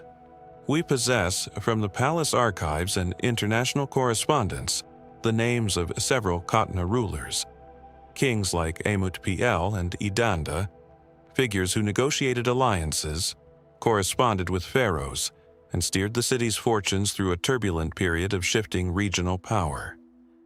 But matching these named figures to the specific remains found within the tomb has resisted confident resolution. Who, precisely, lies among these carefully arranged bones? Which basalt statue represents which historical king? The tomb speaks eloquently of royal continuity and ritual, yet remains frustratingly reticent on the specifics of individual identity. Compounding the mystery is the tomb's ultimate fate. Qatna itself was destroyed around 1340 BC, likely during the campaigns of the Hittite king Suppiluliuma, as he expanded Hittite influence into Syria, displacing Egyptian and Mitanni interest in the region, a destruction well attested in surviving texts. Yet remarkably, the underground tomb itself shows no clear evidence of having been breached or looted during this citywide destruction, despite sitting directly beneath the palace that was burned. How did such an accessible, richly furnished tomb escape looting during a violent conquest, when invading armies elsewhere in the ancient world so reliably targeted royal burials for their treasures? Was its location deliberately concealed, known only to a select few, even among Qatna's own elite? Did whatever apparatus sealed the entrance prove effective enough to hide it, even from conquerors actively occupying the palace above? Or does its survival suggest something about the manner of the city's fall that the historical record, focused as it is on Hittite triumph, simply does not capture? There is also the unresolved question of the basalt ancestor statues themselves, figures seated in poses of ritual authority, evidently meant to anchor ongoing ceremonies of remembrance and possibly offerings to the royal dead. Comparable practices are known, in fragmentary form, from other Near Eastern sites, hinting at a broader Bronze Age tradition of ancestor cults among ruling dynasties. But the specifics of what these ceremonies entailed, how frequently they were performed, and what beliefs about death and continuity they encoded, remain matters of careful inference rather than certain knowledge. The statues sit in stone silence, their carved faces bearing witness to rituals whose meaning has slipped from human memory. Qatna's hypogeum stands, then, as a kind of paradox, one of the most complete, most undisturbed royal tomb complexes ever recovered from the Bronze Age Levant, and simultaneously one of the least forthcoming when it comes to the specific identities of the very kings it was built to honor. The wealth is undeniable. The ritual significance is clear, but the names attached to the bones within remain, for now, an open question. A reminder that even when a tomb escapes looters, escapes conquest, escapes the ordinary decay of 33 centuries almost entirely intact, it can still keep its most basic secret.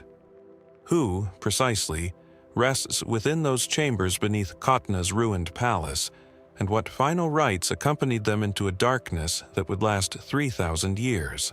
Follow the trade routes northward from Qatna, up out of the Orontes Valley and across the dry plains of northern Mesopotamia, and you arrive eventually at a vast, ancient mound rising from the flat expanse of the Khabur Basin in modern northeastern Syria. Locally, it is known as Tel Brak. In antiquity, cuneiform texts recovered from sites across the region name it Nagar, And what those texts describe is a city whose rise, fall, and final erasure from the historical record present one of the more genuinely puzzling episodes in the long, tangled story of early Mesopotamian civilization. Tel Brak is, in the most literal sense, one of the oldest cities on Earth. Excavations here, ongoing since the 1930s and continuing through subsequent decades of British and international archaeological work, have revealed occupation stretching back to the 6th millennium BC, with the site developing into one of the very first true urban centers anywhere in the world, predating, by a significant margin, the rise of the famous southern Mesopotamian cities like Uruk that are more commonly credited as civilization's earliest cradle. By the 4th millennium BC, Tel Brak had already grown into a substantial city, its central mound ringed by outlying settlement areas, with monumental architecture including the so-called Eye Temple, named for the thousands of small stone amulets carved with wide, staring eyes that were recovered from its precincts, objects whose exact ritual purpose remains, even now, a matter of scholarly debate. Were these votive offerings meant to keep a worshipper's presence eternally before a deity, symbols of protection, or perhaps of a divine gaze watching over the city itself? The eyes stare back at us across 6,000 years, and they have never quite explained themselves.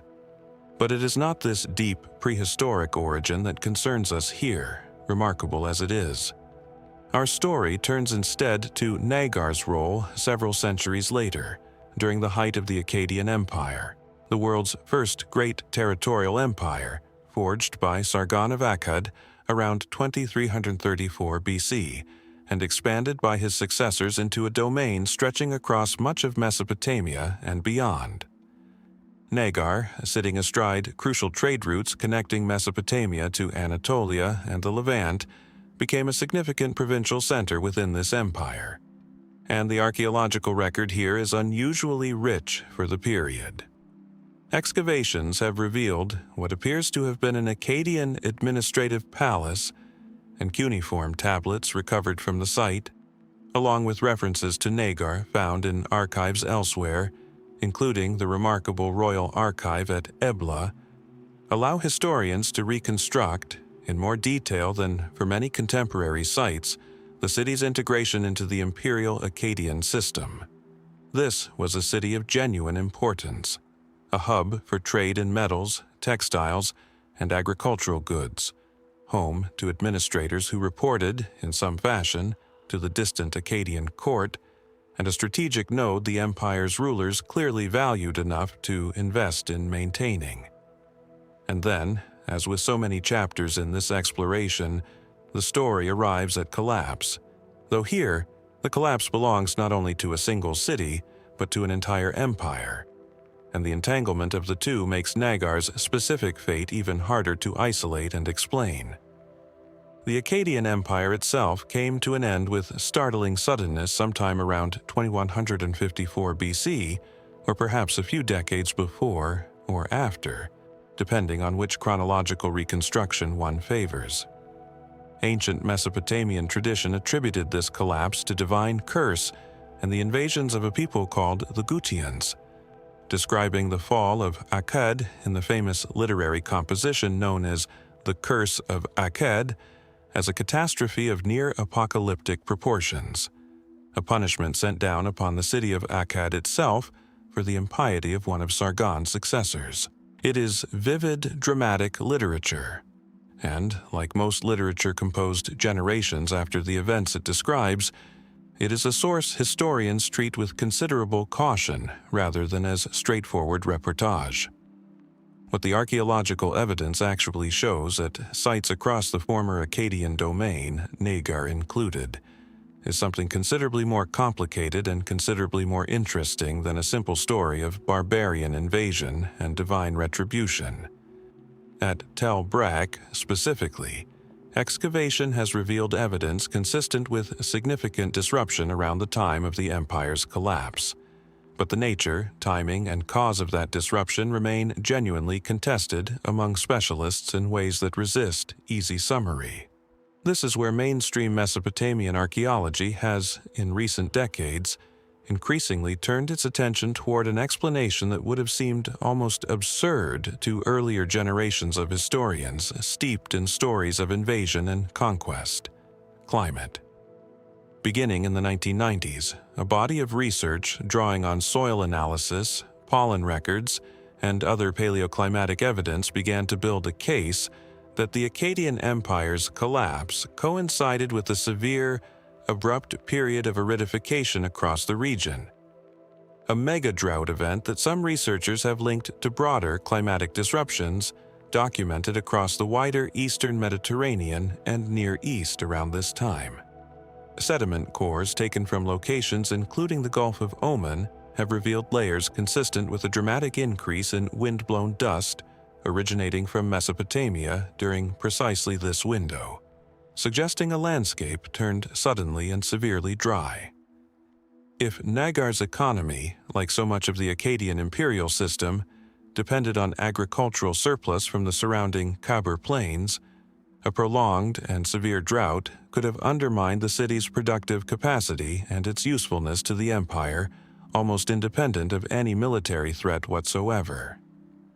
Some archaeological surveys of the wider Khabur region do show evidence of significant settlement abandonment during this period, a pattern some researchers interpret as consistent with population dispersal in response to agricultural collapse.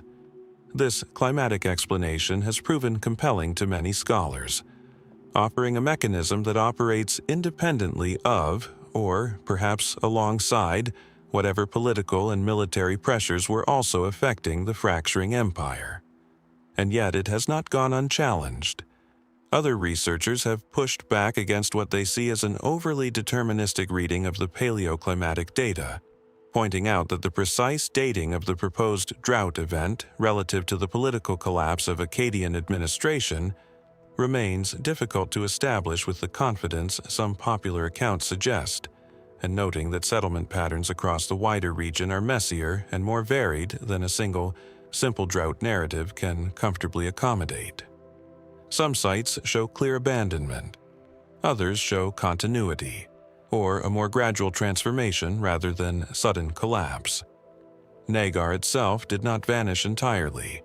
Occupation continued at Tel Brak in the centuries that followed, under different political configurations, suggesting whatever happened here was not a final, catastrophic end, but rather a significant rupture within a longer, more complicated story of urban continuity and transformation.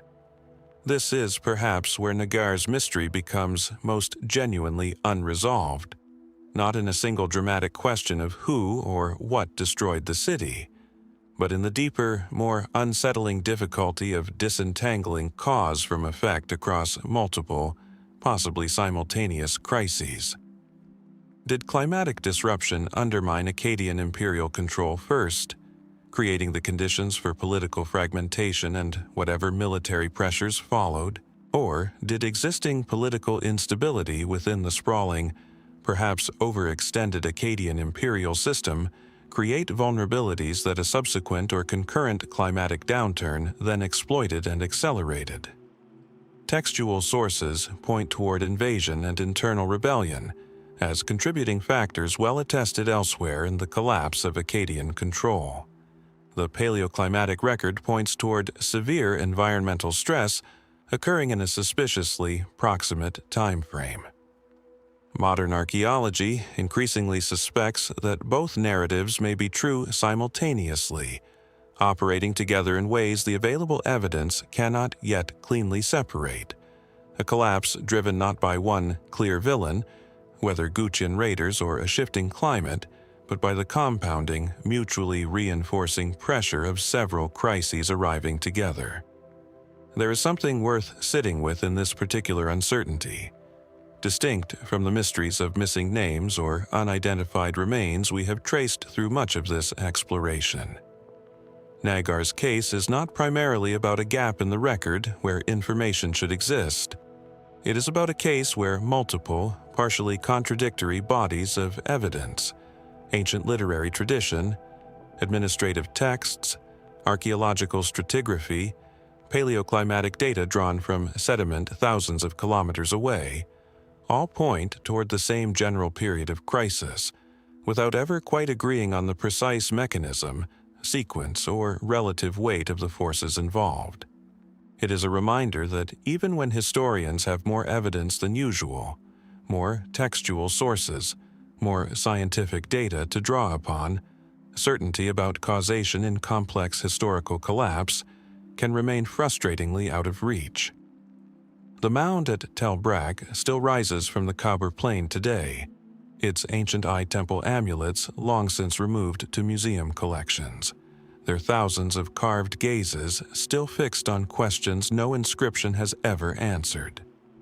Beneath the surface, layer upon layer of settlement chronicles a city that watched empires rise and fracture around it across thousands of years, adapting, enduring, transforming, but never entirely explaining itself to those who would come, millennia later, to dig through its remains. Was it drought that broke Nagar's connection to a crumbling empire? Invasion that severed it? Or some tangled combination the ancient world itself may never have fully understood, even as it was living through it? The dust that once darkened skies across Mesopotamia settled long ago. What is buried, in terms of Nagar's true story, may still be waiting beneath the mound for someone to finally uncover. The dust that may have darkened skies over Nagar did not settle in one place alone. Some 90 kilometers to the northeast, in the same Khabur Basin, in the same 4th millennium landscape of rising Mesopotamian cities, another mound holds a chapter of this same climatic question. Only here, the evidence speaks with a clarity that has made this site one of the most cited and most debated case studies in the entire field of ancient climate archaeology. The mound is called Tel Leilan, and beneath its unassuming profile in what is now northeastern Syria lie the remains of a city ancient texts name Qatna, and later Shubat Enlil, a settlement that traces a remarkable arc from early village to major urban center to abrupt and startling abandonment, and back again to renewed prominence centuries later under a different name and different rulers entirely. Excavations here, led for decades by Yale archaeologist Harvey Weiss, beginning in the 1970s, have produced one of the most detailed and carefully documented stratigraphic sequences anywhere in the northern Mesopotamian world. And it is precisely this level of detail that has allowed Tel Leilan to become the centerpiece of a debate whose implications stretch far beyond this single site. By the middle of the 3rd millennium BC, Leilan had grown into a substantial city, complete with monumental architecture, a lower town encircled by fortification walls, and an economy built on the exceptional agricultural productivity of the surrounding plains. A region so fertile in antiquity that it has sometimes been called the breadbasket of northern Mesopotamia. Its dry-farmed wheat and barley, feeding not only its own population but contributing to wider regional trade networks. Like Nagar to the southwest, Leilan came under the administrative umbrella of the Akkadian Empire during its period of northern expansion, incorporated into the same imperial system that Sargon and his successors had built across Mesopotamia. And then, according to the excavated evidence, something happened at Leilan that was neither slow nor ambiguous.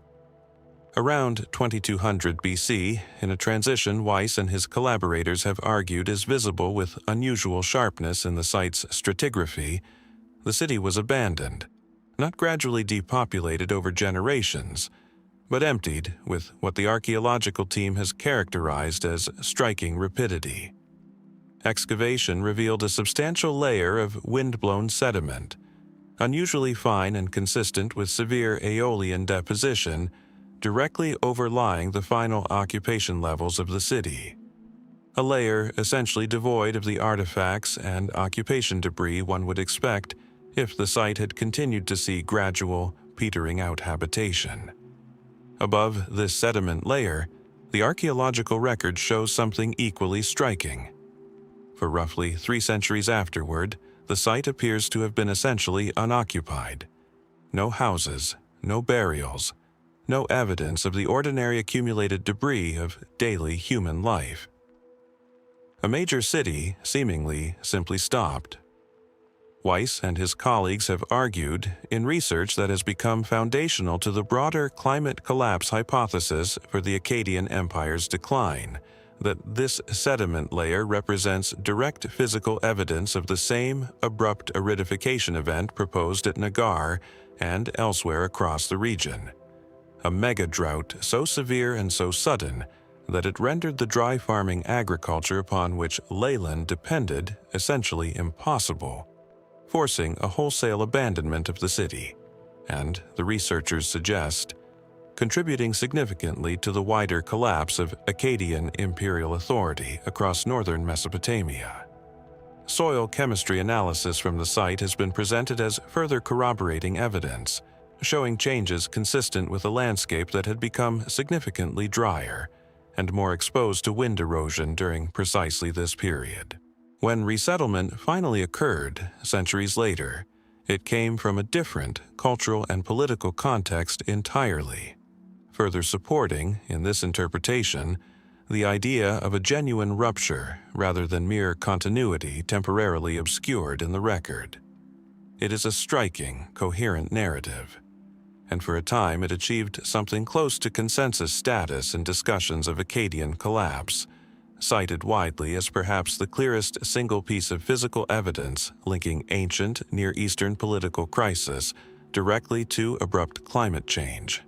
A cautionary tale, some have suggested, with obvious resonance for our own era of environmental uncertainty. But consensus in archaeology, as we have seen repeatedly throughout this exploration, tends not to remain uncontested for long. And Tel Leilan's drought narrative has faced substantive challenges from researchers working both at the site itself and at comparable locations across the region.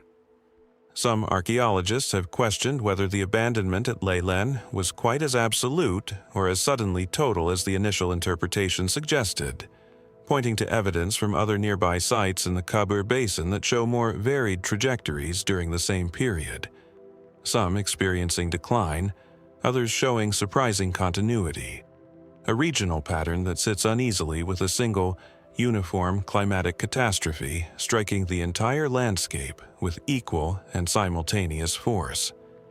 If a mega-drought struck broadly enough to empty Leilan so completely, why do neighboring settlements not uniformly display the same stark signature? Is the answer simply that some locations retained access to more reliable water sources, or does the unevenness suggest that political and economic factors, the specific fate of Leilan within collapsing Akkadian administrative structures, shifts in trade routes, or local political upheaval, played a more significant role in this particular city's fate than a purely environmental explanation allows for? There are also more technical debates, familiar to anyone who has followed archaeological science controversies, over the precise dating of the sediment layer, and how confidently it can be correlated with the broader paleoclimatic record derived from sources like deep-sea sediment cores. Establishing that two events happened at roughly the same time across different lines of evidence, each with their own margins of dating uncertainty, is a genuinely difficult scientific problem, and some researchers have argued that the correlation between Leilan's abandonment and the wider aridification signal, while suggestive, has sometimes been presented with more confidence than the underlying data can fully support. None of this necessarily overturns the core observation. The sediment layer is real, the apparent gap in occupation is real, but it does complicate the clean causal story that made Tel Leilan so widely cited in the first place. What, then, are we left with at this quiet mound in the Khabur Basin? A city that grew to real prominence, was folded into the ambitions of Mesopotamia's first great empire, and then, according to the physical evidence beneath our feet, appears to have gone essentially silent for centuries. its houses empty, its fields presumably no longer worked, its population dispersed to destinations the archaeological record does not clearly preserve. Where did the people of Leilan go, if the drought hypothesis holds? Did they migrate toward more reliable water sources elsewhere in the region, swelling the populations of neighboring settlements that show continuity through this same period? Did some smaller, more resilient population remain nearby, in a form too dispersed or too materially impoverished to leave clear archaeological traces? Or does the abruptness itself point toward some additional factor beyond climate alone? Conflict, disease, or administrative collapse arriving in close and compounding sequence with environmental stress, each crisis amplifying the others in ways the layered sediment cannot, by itself, fully articulate? Leilan's mound remains, today, a place where the ordinary business of archaeological interpretation runs directly into the profound difficulty of reconstructing a human catastrophe from soil chemistry and stratigraphy alone. The dust layer is there, undeniable, a physical fact pressed into the earth. What it truly represents, a single, decisive climatic disaster that emptied a great city almost overnight, or a more tangled convergence of environmental, political, and economic pressures whose relative weights we may never precisely untangle, remains genuinely open. 3 centuries of silence separate the city that was abandoned from the one that eventually rose in its place. What happened to the people who once filled that silence, and what finally drove them from a city their ancestors had spent generations building into the breadbasket of an empire? The empire whose armies once swept through this same contested landscape, through Qatna, through the trade routes linking Syria to Anatolia, through territories that changed hands between Hittite, Mitanni, and Egyptian spheres of influence across the centuries we have already traced, eventually produced a ruling house whose own internal history proved just as difficult to follow to its conclusion as the abandoned cities we have left behind. To understand this next mystery, we must turn from the anonymous graves and vanished settlements of Syria and Mesopotamia to a very different kind of unsolved case. A named, well-documented historical figure, a king, in fact, whose final fate history simply forgot to record. His name was Urhi-Teshub, and for a brief period in the 13th century BC, he sat upon the throne of the Hittite Empire, one of the great powers of the late Bronze Age Near East, a kingdom whose territory at its height encompassed much of Anatolia and extended deep into Syria, the very region whose contested cities from Alalakh to Qatna had for centuries drawn Hittite armies southward. Unlike so many of the figures we have encountered in this exploration, Urhi-Teshub is not a name recovered from a single fragmentary inscription or reconstructed from ambiguous archaeological layers. He appears extensively in the Hittite archives excavated at Hattusili, the empire's capital in central Anatolia.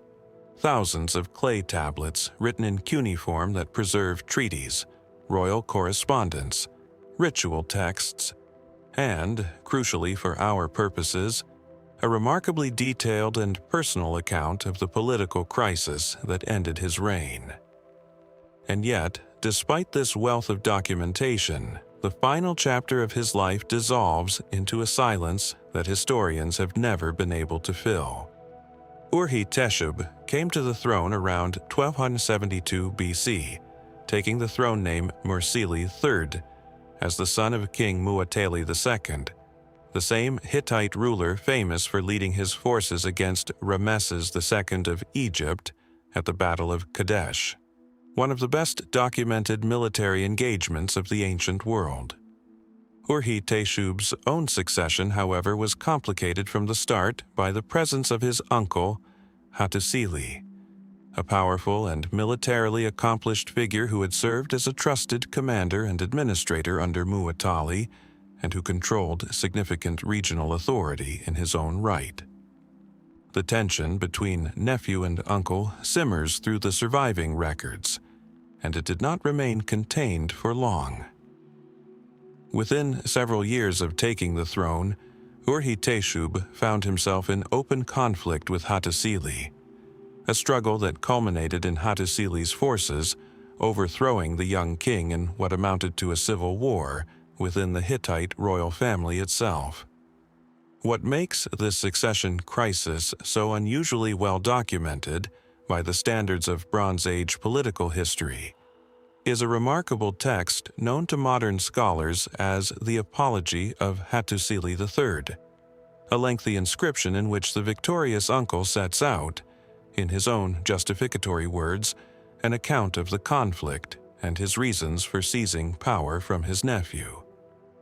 It is, in essence, ancient political propaganda, composed to legitimize a usurpation, and historians rightly treat its claims with the same caution one would apply to any self-interested account written by the winning side.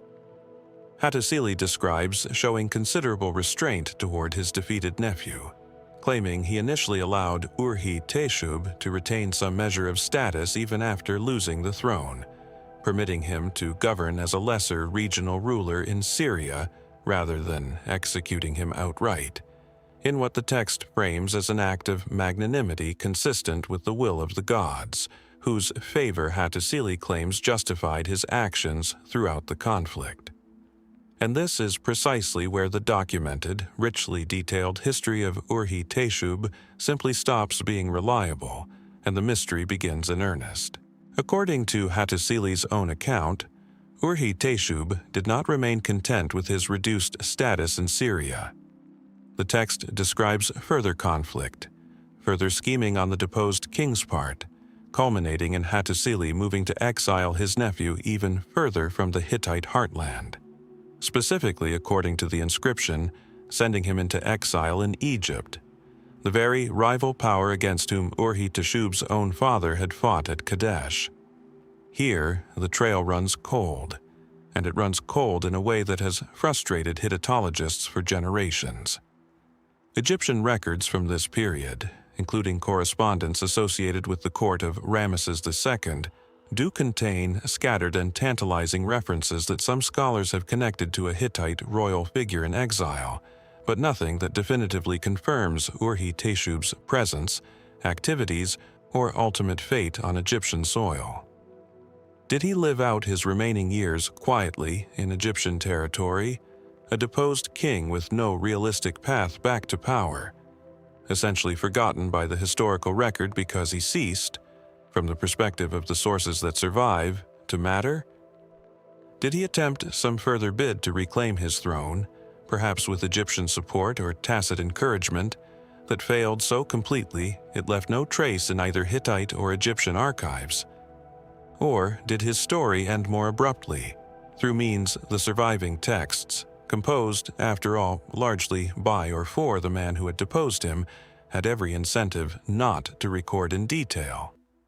The broader diplomatic context of this period only deepens the intrigue. Some years after these events, Hattusili III and Ramesses II concluded what is now recognized as one of the earliest surviving peace treaties in recorded history, the famous Egyptian-Hittite Treaty of approximately 1259 BC, formally ending decades of conflict between the two great powers and establishing terms of mutual non-aggression and alliance. Given that Urhi-Teshub had, by Hattusili's own account, been exiled to Egyptian territory, it seems almost inconceivable that the deposed king's presence there would not have factored somehow into the delicate diplomatic negotiations between these two courts. And yet, the surviving treaty texts and associated correspondence, remarkably thorough as they are in many other matters, offer no explicit resolution to what must have been, at the very least, an awkward and politically sensitive loose end for both parties involved. Was Urhi-Teshub's fate quietly settled through diplomatic channels whose records simply have not survived, or have not yet been recovered? Was his continued existence in Egyptian territory treated as a matter too politically delicate to commit to the permanent record that both courts otherwise so carefully maintained? Some scholars have speculated that Urhi-Teshub may have lived on for a considerable period, his continued existence functioning as a kind of unspoken diplomatic liability that both the Hittite and Egyptian courts had practical reasons to manage quietly rather than address openly in official correspondence. A deposed king too dangerous to eliminate outright, given his legitimate royal blood and the potential for his death to be interpreted as an act of aggression by whichever party was responsible, yet too diminished in actual power to warrant the kind of extensive documentation that Hittite scribes lavished on matters of greater ongoing political consequence. Others have suggested his story may simply have ended in the mundane way so many deposed rulers throughout history have ended. Quietly, without incident, his eventual death from natural causes simply unremarkable enough that no scribe felt compelled to record it for posterity, his name gradually fading from relevance in the archives of a court that had every reason to prefer his story concluded and forgotten. There is something particularly resonant in the fact that Urhi-Teshub, unlike so many of the anonymous or half-identified figures we have traced through this exploration, is not a mystery of missing information in the ordinary sense. We know his name, his lineage, the outline of his reign, the identity of the man who overthrew him, and even that man's own self-serving account of what supposedly happened next. And still, at the precise moment where the story becomes most personally consequential, what actually became of this deposed king in the years and decades following his exile? The abundant Hittite archival record simply falls silent, leaving us with a political propaganda text as our only guide into events its author had every reason to shape favorably rather than record with disinterested accuracy. Somewhere in the unexcavated portions of Hattus's royal archives, or perhaps in some as yet undiscovered Egyptian text from the reign of Rameses II, the final chapter of Urhi-Teshub's story may yet be waiting to surface. A stray reference, a diplomatic aside, a burial record from some Egyptian provincial site that has not yet connected its subject to this particular deposed Hittite king. Until then, Urhi-Teshub remains a curious kind of ghost, a fully named, fully documented historical figure whose life simply trails off into the same silence that swallows so many of the more anonymous mysteries we have already encountered. What became of the young king exiled to the court of his father's old enemy, and did his story end quietly, or did it echo, unrecorded, through the diplomacy of an empire that had every reason to leave his fate unwritten? Consider for a moment how strange it is that we can know so much about a king's downfall and so little about his physical end. A paradox we have just traced through the vanished Urhi-Teshub. It is worth pausing on that paradox, because ancient Egypt, a civilization we tend to think of as uniquely obsessed with recording the identity of its rulers for eternity, harbors a mystery that inverts the problem entirely.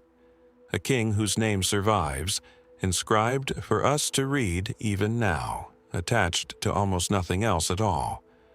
The evidence is a single decree, carved in hieroglyphs on a stone stela, discovered at the temple complex of Koptos in Upper Egypt, and now housed among the collections of the Egyptian Museum in Cairo. The inscription itself is unremarkable in form, a royal decree exempting the Temple of Min at Koptos from certain state obligations and taxes, the kind of administrative pronouncement that pharaohs issued routinely throughout Egyptian history to secure the favor of powerful priesthoods. What makes this particular stela extraordinary is not its content, but its author, a king whose throne name, Userkare, appears almost nowhere else in the entire surviving record of ancient Egypt. The decree dates, by its style and context, to the very end of the Old Kingdom or the beginning of the First Intermediate Period, sometime around 150 BC, precisely the same turbulent window of Egyptian collapse and fragmentation that would eventually give rise, centuries later, to the divided political landscape we encountered through the Qurna queen and the shadowy Abydos dynasty of King Khui. This was a moment of profound crisis for Egyptian civilization. The once unified authority of the Old Kingdom pharaohs, who had built the Great Pyramids and commanded resources across the length of the Nile Valley, was disintegrating into competing regional power centers, a collapse whose precise causes, climatic stress, administrative overreach, the growing independence of provincial governors, or some combination of all three, remain, fittingly, a subject of ongoing scholarly debate in their own right. Into this chaos, it seems, stepped a king named Wajkar, ruling with sufficient authority to issue decrees in the name of the Egyptian state, and yet leaving behind so little trace of that rule that his very existence has occasionally been questioned by scholars working through the fragmentary king lists of this obscure era. Egyptian king lists compiled by later generations, sources like the Turin king list, itself damaged and incomplete precisely in the sections covering this chaotic period, provide historians with their primary tool for reconstructing the sequence of rulers during Egypt's first intermediate period. And it is here that Wajkar's mystery deepens rather than resolves. Some scholars have proposed identifying him with a ruler named in these damaged king lists, attempting to match the throne name Wajkare to one of the shadowy figures whose names survive only in fragmentary form amid the list's damaged sections. Other researchers have questioned whether such an identification is secure, given how much of the relevant king list material has been lost entirely, and how easily similar-sounding throne names from this genuinely obscure period can become conflated or confused across different reconstructions. What we are left with, essentially, is a single decree, solid evidence that a king named Wajkare governed with enough recognized authority to grant tax exemptions to an important temple, an act that presupposes at least a functioning bureaucratic apparatus and a court capable of issuing and enforcing such pronouncements. And yet, nothing else. No tomb has been confidently identified as his. No additional inscriptions bear his name in any other location along the Nile. No monuments, no statues, no further administrative texts have emerged to flesh out even the most basic outline of his reign. How long he ruled, over what extent of territory his authority actually reached, how his reign began, or how it ended.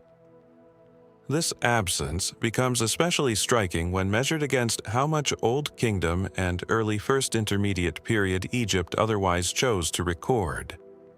This was, after all, a civilization whose royal ideology depended heavily on the permanence of inscription, on cutting a ruler's name into stone precisely so that it would survive independent of memory, precisely so that a king like Wajkare would not simply vanish. That the strategy worked, in the most minimal sense.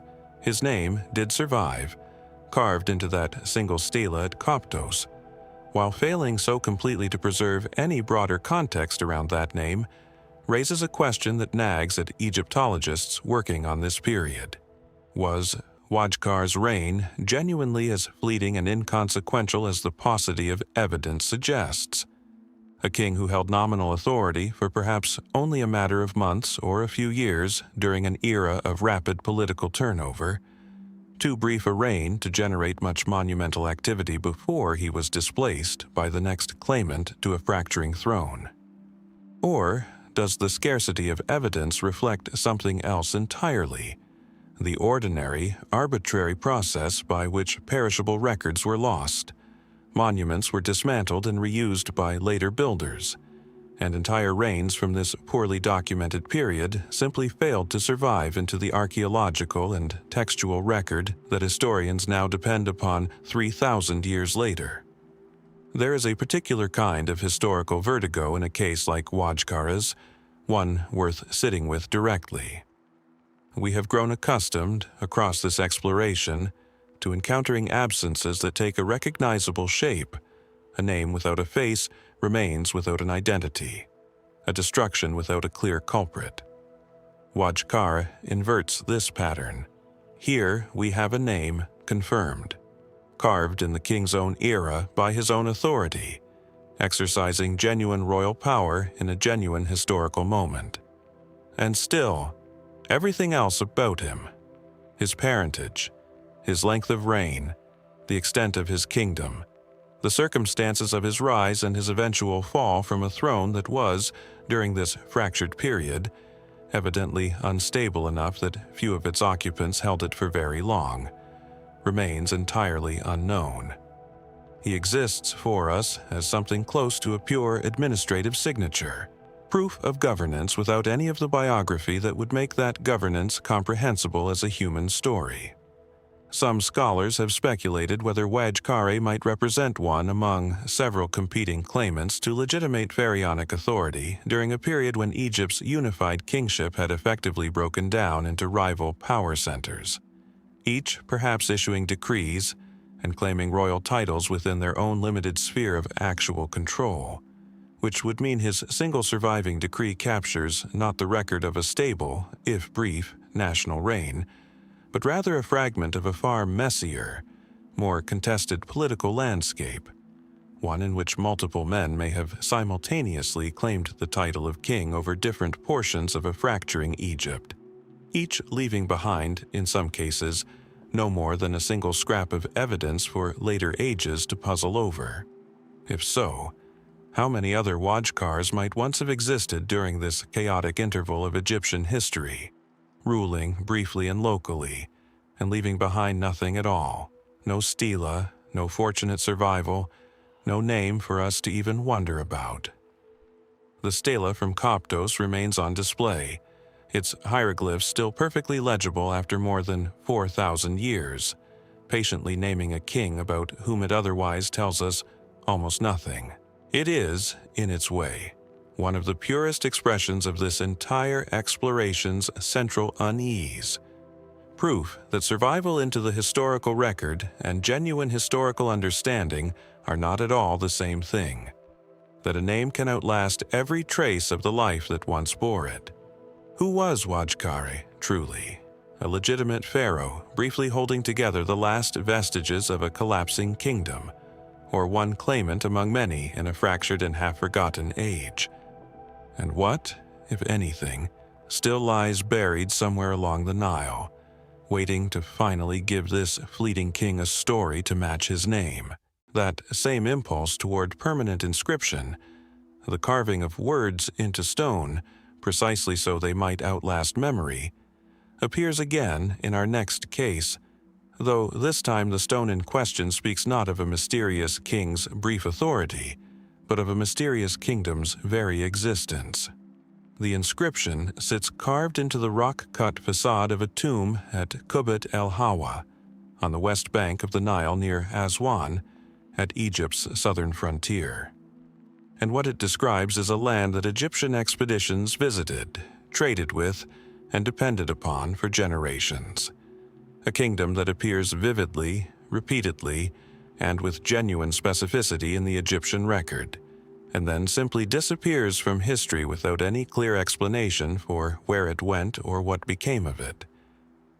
The tomb belongs to a man named Harkhuf, a provincial governor and expedition leader who served during the 6th dynasty of Egypt's Old Kingdom, sometime around 2300 BC, a period of Egyptian history when the pharaohs at Memphis still commanded the resources to build pyramids and to send trusted officials on ambitious journeys deep into Africa, well before the fragmentation and crisis that would eventually produce figures like Wajkare a century or more later.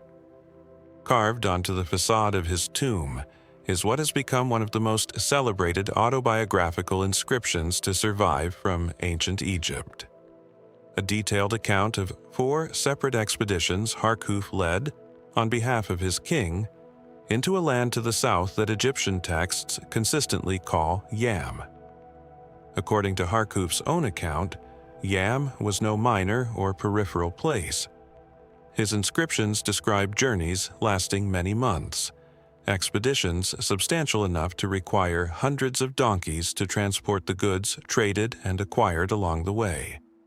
He describes yam as a source of valuable and exotic commodities that Egypt's elite prized highly: ebony, incense, panther skins, ivory, and, in the account of his final and most famous expedition, a dancing dwarf, brought back for the young pharaoh Pepi II, whose famously excited response to this gift Harkuf proudly recorded in a letter he chose to have inscribed, in full, upon his own tomb wall alongside his own achievements. The relationship between Egypt and Yam, as Harkuf describes it, was substantial enough that the ruler of Yam himself is mentioned in the text, suggesting an organized, functioning polity with leadership capable of engaging in diplomacy and exchange with one of the great powers of the ancient world. And there, essentially, the documented certainty ends. Despite more than a century of dedicated Egyptological and archaeological research, despite Yam's clear importance to Old Kingdom Egypt's trade networks, and its repeated specific mention in one of the most detailed surviving Egyptian expedition accounts, scholars have never definitively established where, precisely, the Kingdom of Yam was actually located. This is not a minor detail to leave unresolved. It represents one of the more persistent open questions in the study of ancient Egypt's relationship with the wider African continent. The location of a trading partner substantial enough to warrant multiple royal-sponsored expeditions vanished not physically, perhaps, but from the map that modern scholarship has otherwise worked so diligently to reconstruct. The mainstream scholarly position places Yam somewhere in Nubia, to the south of Egypt along or near the Nile, in the general region that would later, centuries afterward, see the rise of the kingdom of Kush and its capital at Kerma, whose own uncertain end we have already traced. This identification makes considerable geographic and logistical sense. The goods Harkuf describes trading for, ebony, ivory, incense, exotic animal skins, align well with what is known of trade moving north along established Nile routes from regions further south and east in Africa, and the general direction and approximate duration of his expeditions are broadly consistent with journeys into Upper Nubia, or perhaps somewhat beyond. Some researchers have proposed more specific locations within this broader region, pointing to areas near the Nile's fourth cataract, or further west, into regions bordering the routes that would later connect to Kerma's sphere of influence, or even suggesting Yam might correspond to a confederation of smaller Nubian territories, rather than a single unified kingdom with one fixed capital. But the case remains stubbornly unresolved, and the reasons for that persistent uncertainty are themselves worth sitting with. Harkuf's inscription, remarkably detailed as it is regarding the goods traded and the diplomatic niceties observed, is considerably less precise about the specific geography of his route. Understandable, perhaps, for a text whose primary purpose was to celebrate Harkuf's own achievements and loyal service to his pharaoh, rather than to function as a navigational record for future historians. Distances and directions in the inscription are described in terms that made sense within the conventions of Old Kingdom Egyptian expedition accounts, but that have proven frustratingly difficult to translate into precise modern coordinates. Later, Egyptian texts from subsequent dynasties do continue to reference Yam on occasion, suggesting the name persisted in Egyptian geographic and diplomatic memory for some time, but these later references add little additional specificity to pin down the kingdom's exact location or borders. This is where the mystery deepens beyond simple geography, and where more speculative questions have entered the scholarly conversation, treated with appropriate caution given how thin the underlying evidence remains. If Yam was indeed a substantial, organized Nubian kingdom capable of sustained diplomatic and trade relations with Old Kingdom Egypt, what eventually became of it? Egyptian textual references to Yam appeared to diminish and eventually cease in the centuries following Harkuf's expeditions, around the same broad period of Old Kingdom decline and fragmentation that we have already traced through Userkare, and the crisis-ridden First Intermediate Period. Did Yam's own political structures collapse alongside, or perhaps partly because of, the disruption of its most significant trading partner to the north? As Egyptian demand for the goods that had presumably sustained aspects of Yam's economy contracted along with Egypt's own internal stability. Did the polity gradually transform, fragment, or become absorbed into other emerging Nubian political configurations during this same turbulent period, perhaps even contributing, in ways the fragmentary record cannot confirm, to the cultural and political foundations that would eventually produce Kerma's rise to prominence in the centuries that followed? Or does Yam's disappearance from the Egyptian textual record simply reflect a shift in Egyptian trade routes and priorities, the kingdom itself persisting quite unaffected, while the Egyptian court, preoccupied with its own internal crises, simply had less occasion and less capacity to send further expeditions south to record their dealings with it? There is also the more fundamental, almost unsettling possibility that Yam's absence from later record and from confirmed archaeological identification reflects not the kingdom's disappearance, so much as the profound limitations of the evidence available to us regarding this entire region and era. Old Kingdom era archaeological work in Upper Nubia, and the regions further south remains, even now, considerably less extensive than research conducted within Egypt's own borders, and entire chapters of ancient Nubian political history during this period are known to us, if at all, primarily through the second-hand lens of Egyptian textual references, rather than through Nubian material culture and inscriptions of Yam's own making. Is Yam's capital city, its material culture, the physical evidence of its own political and religious institutions, simply waiting somewhere along the Nile's southern reaches or in the deserts beyond, for an archaeological survey with sufficient resources and access to finally locate it definitively? Harkuf's tomb still stands at Kubbat el-Hawa, its facade inscription among the most studied and most celebrated texts to survive from Old Kingdom Egypt, proof, in its own detailed and personal way, that Yam was real, that its ruler negotiated with Egyptian officials, that its goods traveled north along routes now lost to us in all but the vaguest outline. And yet this same inscription, for all its specificity about donkeys and dwarfs and diplomatic gifts, leaves us without the one piece of information that would resolve the entire mystery: precisely where, on the map of ancient Africa, this vanished kingdom actually stood. Was Yam absorbed, transformed, or destroyed by forces the Egyptian record never thought to preserve? Or does it still lie waiting, its cities and its name intact beneath centuries of sand, for the expedition that will finally rediscover what Harkuf once knew so well? Turn now from the sands of Nubia, where an entire kingdom seems to have slipped quietly out of the historical record, northward and westward across a considerable stretch of the ancient world, past Mesopotamia, past the Kabur Plains, up into the high central plateau of Anatolia, in what is today modern Turkey.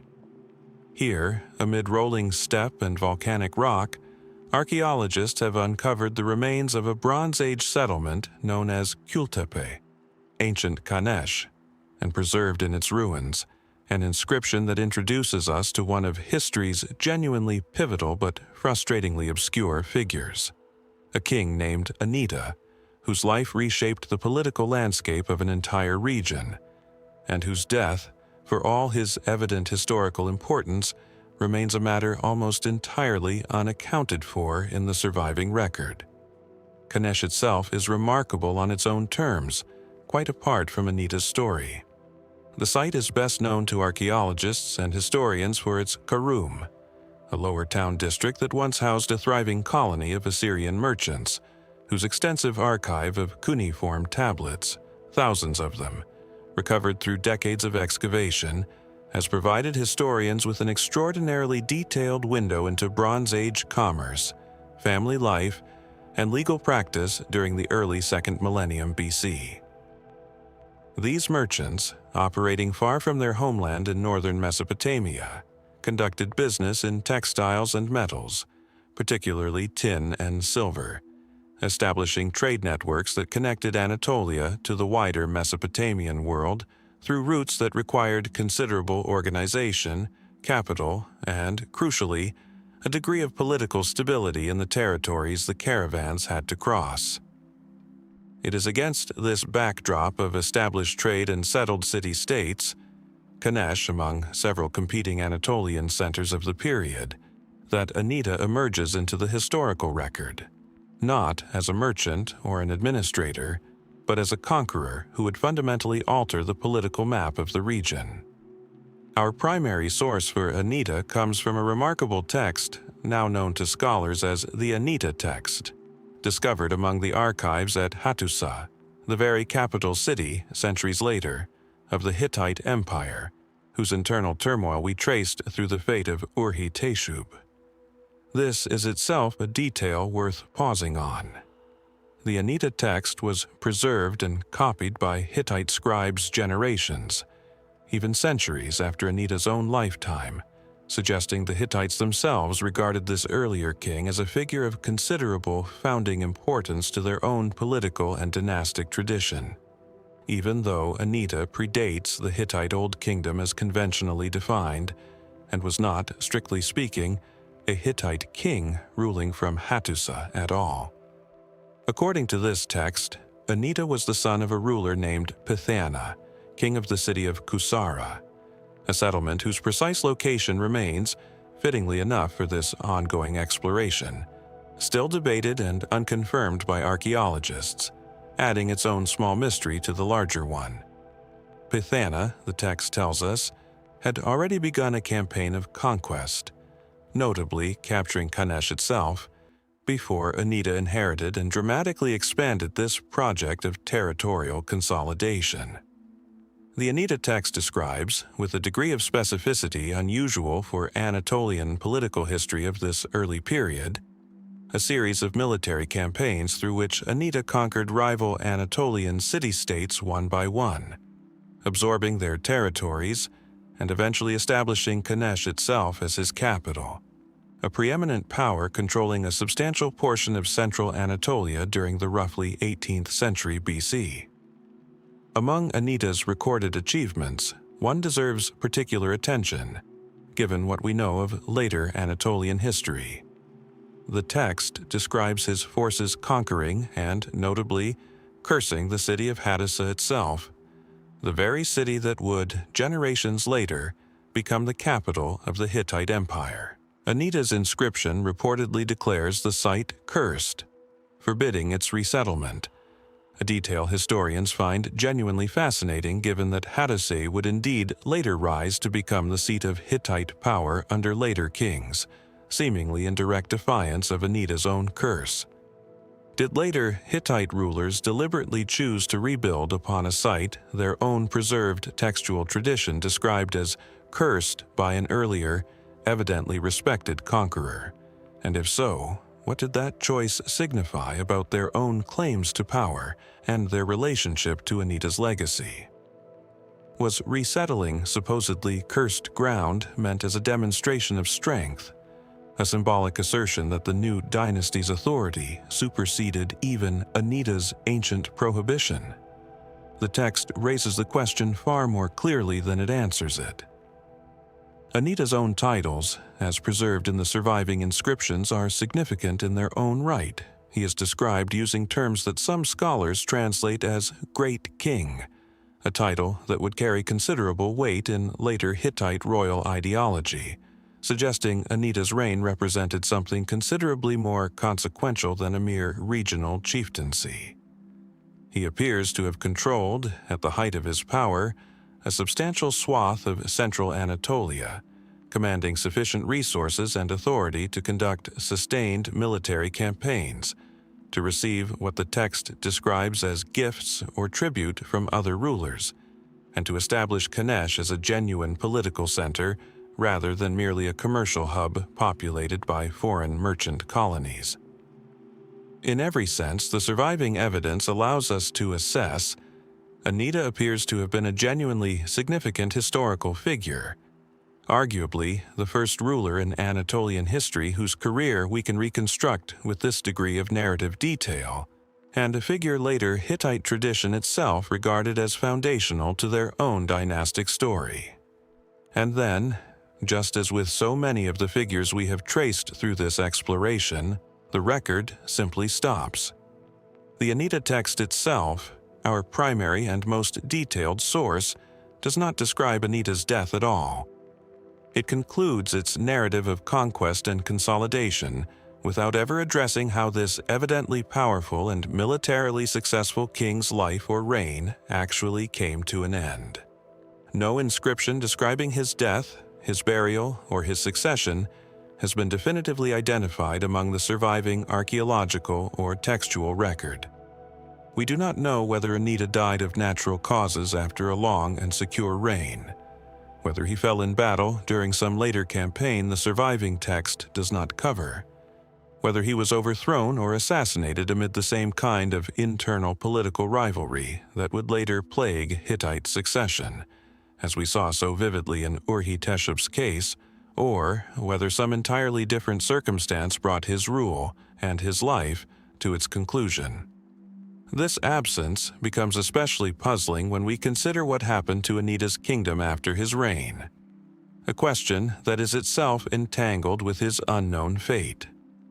The political structure Anitta built, seemingly so dominant during his lifetime, does not appear to have survived intact for long afterward.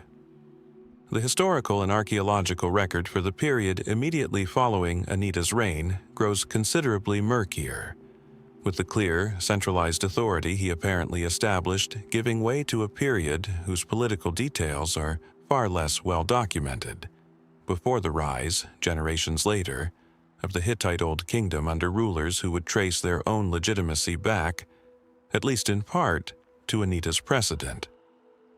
Did Anitta's kingdom fragment upon his death precisely because no comparably strong successor could hold together what he had assembled through military force and personal authority alone, a familiar pattern in ancient conquest states whose cohesion often depended heavily on the individual capabilities of a single dominant ruler? Or did some more specific crisis, a succession dispute, an external invasion, or an internal rebellion, the surviving sources simply fail to preserve, actively dismantle his political achievement in the years immediately following his death? Some scholars have speculated, with appropriate caution given how thin the relevant evidence is, that Anitta may have died relatively young, or that his reign may have been shorter than the scope of his recorded achievements might initially suggest, packed with military accomplishment but ultimately insufficient in duration to establish the kind of durable succession mechanisms that might have preserved his kingdom's cohesion after his death. Others have wondered whether the very act of cursing Hattusa and the clear tensions with rival Anatolian centers that the Anitta text itself documents throughout his reign might hint at a political landscape considerably more volatile and contested than the triumphant tone of the surviving inscription initially conveys, raising the possibility that Anitta's death, whenever and however it occurred, may have come amid circumstances of conflict or crisis that his own dynasty's later scribes, for whatever reason, chose not to preserve in detail, perhaps because the manner of his passing did not fit comfortably within the narrative of triumphant, foundational kingship that later Hittite tradition wished to construct around his memory. There is a particular kind of historiographical irony worth sitting with in Anitta's case, one that echoes yet distinctly differs from Urhi-Teshub's own unresolved fate. Where Urhi-Teshub's story trails off within an otherwise richly documented and highly personal Hittite political narrative, seemingly because his continued existence became diplomatically inconvenient to record, Anitta's silence operates differently. It exists within a text that was clearly composed, at least in its surviving form, generations after his actual reign, by Hittite scribes working with source material and traditions whose original composition and preservation choices we cannot fully reconstruct. Did the original Anitta text, whatever earlier version may have existed closer to his own lifetime, once include an account of his death that simply failed to survive into the later copies recovered at Hattusa? Or was the manner of his death, for reasons lost to us now, deliberately excluded even from the earliest tradition, perhaps because the founding narrative Hittite kings wished to construct around Anitta's legacy required him to remain, in official memory, a figure of unbroken conquest and unblemished authority, his story concluding not with an ending, but simply falling silent at the height of his power. Gultepe's mound still rises above the Anatolian steppe today, its merchant archives among the richest sources for Bronze Age daily life anywhere in the ancient world. Its connection to Anitta's brief but consequential kingdom, a foundational thread in the deeper story of how Hittite civilization would eventually emerge from this same landscape. Somewhere in the gap between Anitta's triumphant conquests and the murkier, less documented political landscape that followed his reign lies the answer to a question later. Hittite tradition itself, for all its evident reverence toward this founding figure, chose never to preserve. How, precisely, did the man who cursed Hattusa, and whose own dynasty would one day rule from that very cursed ground, come to the end of his own remarkable life?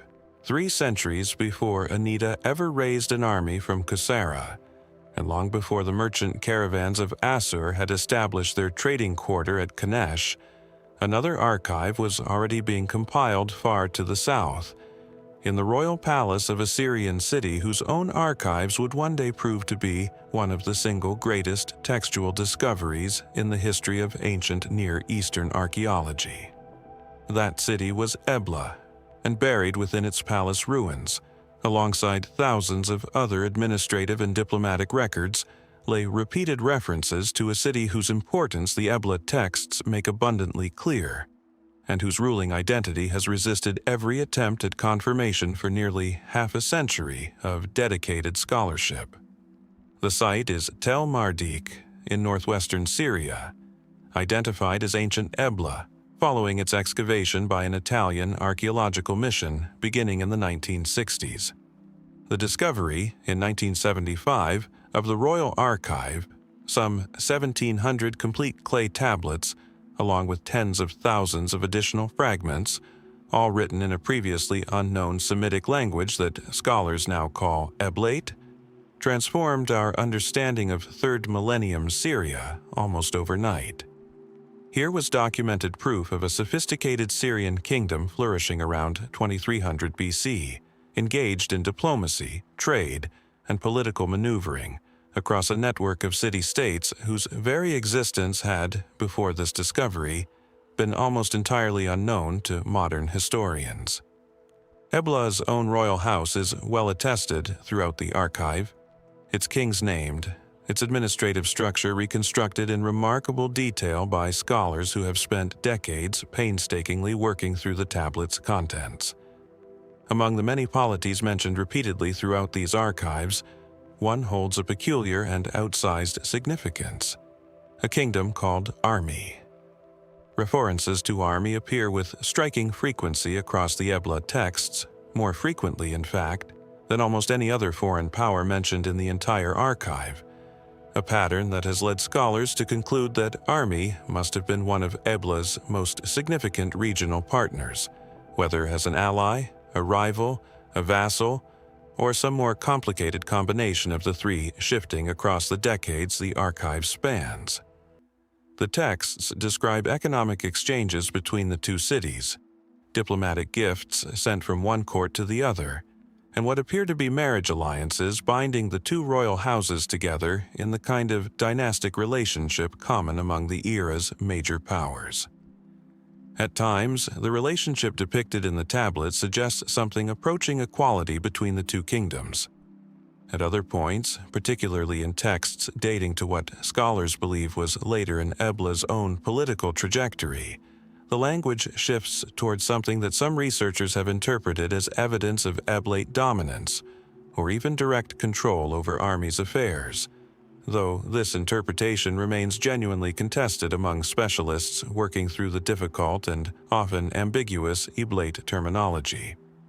And here the mystery begins in earnest, because for all the hundreds of references to Armi scattered throughout the Ebla archive, for all the economic transactions, diplomatic exchanges, and political maneuvering the texts document in connection with this evidently important kingdom, the precise identity of Armi's own ruling dynasty remains frustratingly elusive.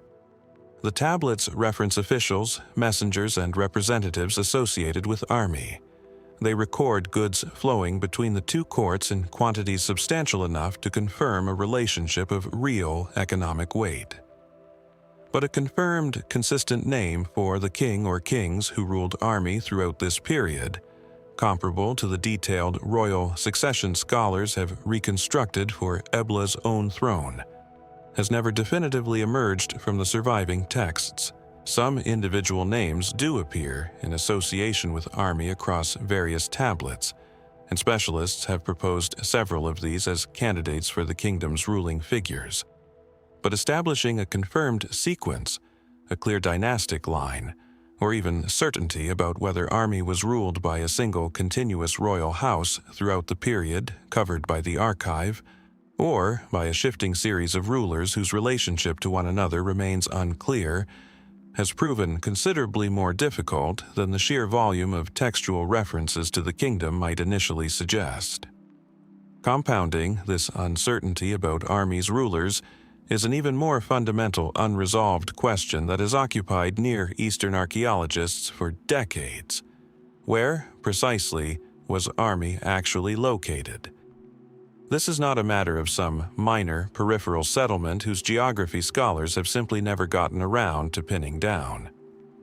Given the frequency and evident importance of Armi throughout the Ebla archive, its location bears directly on how historians understand the entire political geography of 3rd millennium Syria, and by extension, the broader networks of power, trade, and alliance that connected Ebla to the wider ancient Near Eastern world.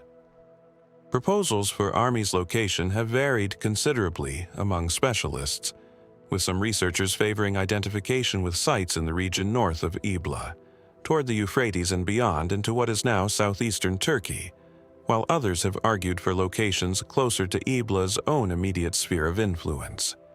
Some scholars have even proposed identifying Armi with Tel Banat, or other significant Euphrates Valley sites whose archaeological profile seems consistent with a major regional power of the appropriate period, though no proposed identification has achieved anything approaching scholarly consensus, and the debate continues to generate careful, methodical argument rather than resolution. This geographic uncertainty matters enormously for understanding Armi's ruler, because it bears directly on what kind of polity we are actually discussing. Was Armi a single major city-state, comparable in scale and organization to Ebla itself, ruled by a king whose court would have rivaled Ebla's own in sophistication and authority? Or does the frequency of Armi's appearance in the Ebla texts reflect something more like a confederation or a network of allied territories operating under some looser form of shared leadership? In which case, the search for a single, consistent ruler of Armi may be based on a mistaken assumption about how the kingdom was actually organized in the first place. The Eblate texts themselves, remarkable as they are for their sheer volume and detail regarding trade and diplomacy, were composed for Ebla's own administrative purposes, rather than to satisfy the curiosity of archaeologists working 3,500 years later. Meaning, the texts record what mattered to Eblate scribes tracking goods and obligations, not necessarily the kind of comprehensive political biography that would let modern historians reconstruct Armi's internal governance with real confidence. Some of the most intriguing and most carefully hedged scholarly speculation surrounding Armi concerns its ultimate relationship to Ebla's own dramatic and equally mysterious historical trajectory. Ebla itself was violently destroyed sometime around 2300 to 2250 BC. The exact date and, notably, the identity of the destroyer remain subjects of their own significant scholarly debate, with some researchers pointing to Akkadian imperial expansion under Sargon or his successors as the likely cause, while others have proposed regional Syrian rivals as more probable culprits, given ambiguities in both the archaeological destruction layer and the historical claims made in later Akkadian royal inscriptions regarding conquests in this region. Given how frequently and how significantly Armi appears throughout Ebla's own archive right up until this catastrophic end, some scholars have wondered whether Armi's fate was directly entangled with whatever crisis ultimately destroyed Ebla itself. Did Armi fall alongside its powerful southern neighbor and ally, swept up in the same military campaign, whoever ultimately proved responsible for it? Did Armi perhaps play some role, willing or unwilling, in the events that led to Ebla's destruction? Given the shifting and occasionally tense undertones some researchers detect in the later Eblate references to their northern partner? Or did Armi persist independently for some further period after Ebla's fall, its own fate simply disconnected from ours entirely, once the Eblate archive that had recorded its existence in such detail fell silent along with the city that produced it? There is a particular kind of archaeological frustration embedded in Armi's case, one that distinguishes it somewhat from other mysteries we have traced through this exploration. This is not primarily a story of scarce evidence, in the way Wajkar's single Egyptian stela or Khui's solitary funerary inscription represent genuinely minimal textual survival.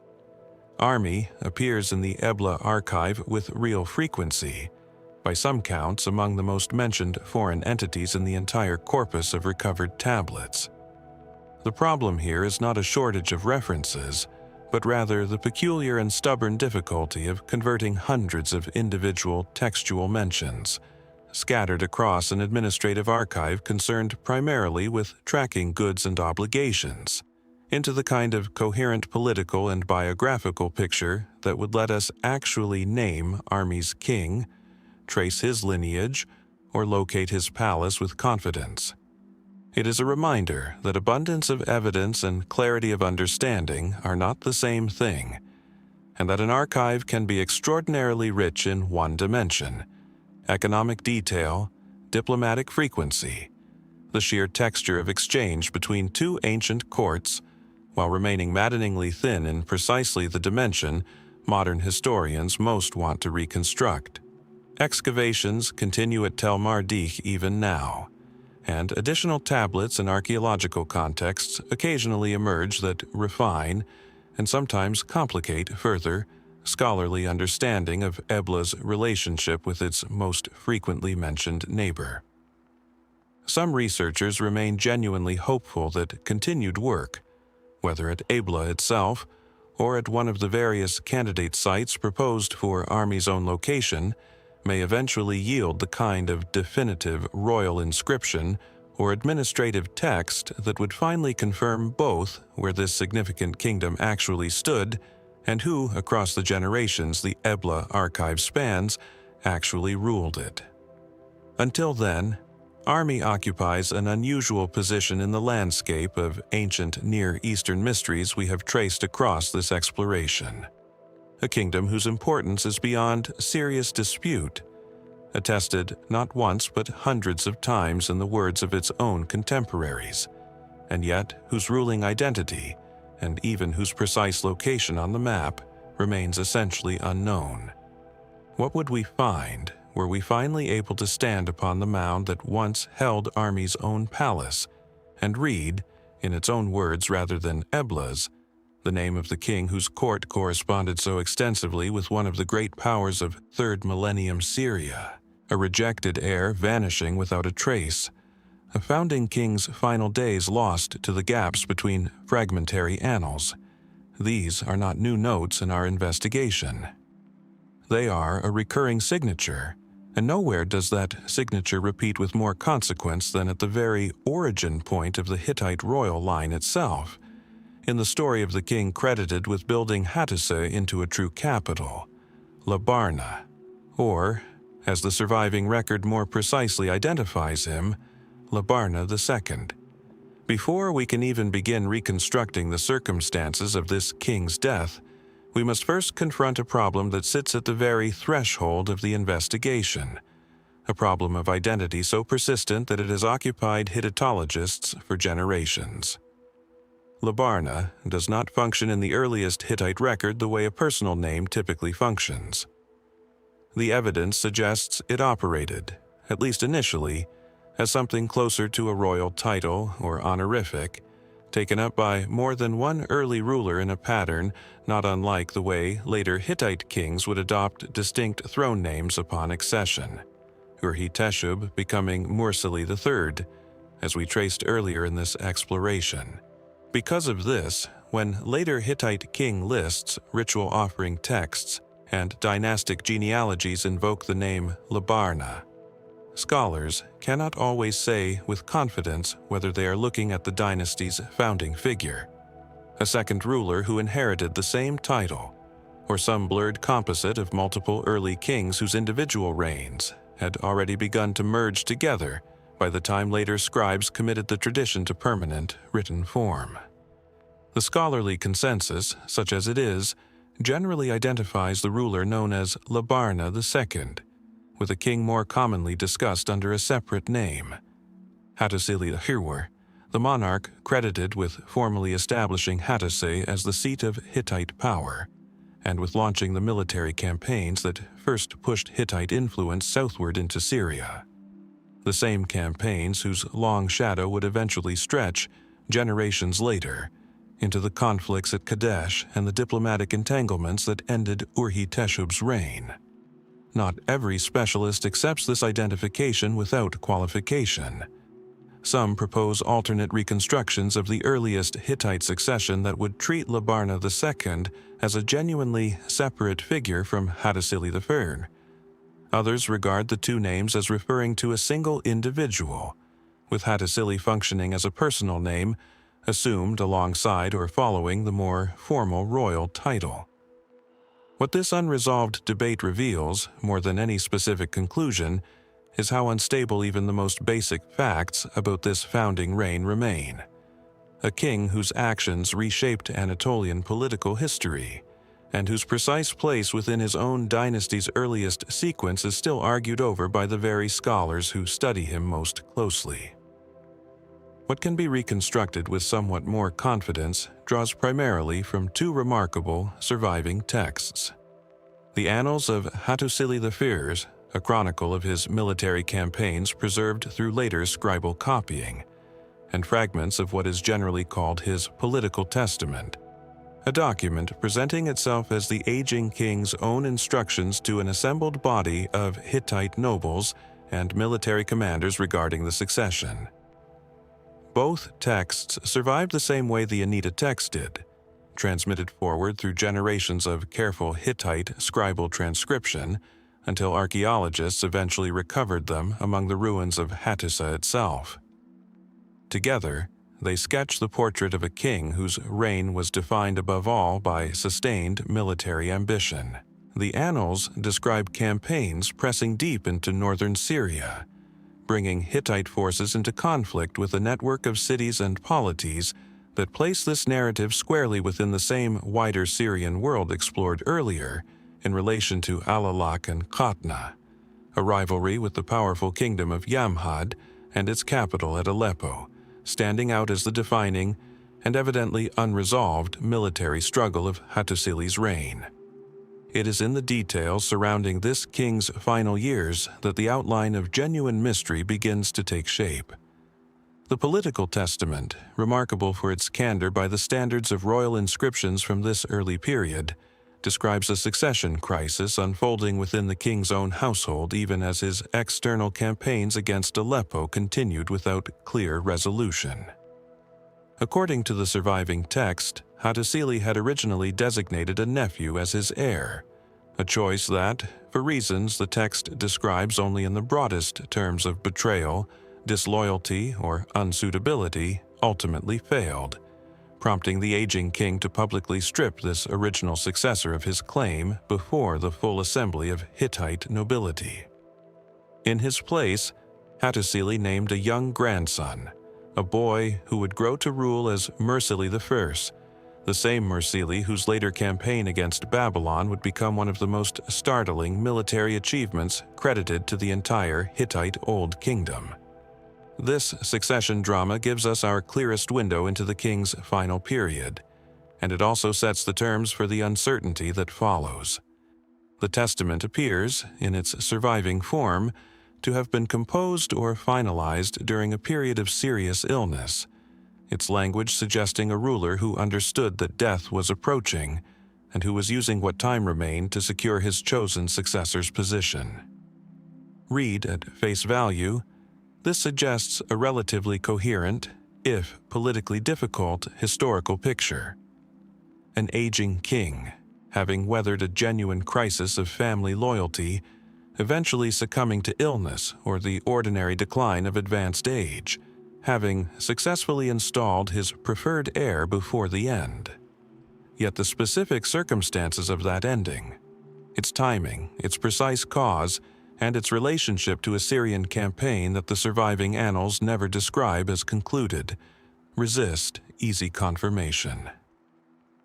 The annals of Hattusili recount extensive, sustained military engagement, and some passages have been read by researchers as consistent with a king who may have suffered wounds or lasting physical consequences from years spent actively campaigning, rather than a ruler whose final decline stemmed purely from age in the absence of any specific injury.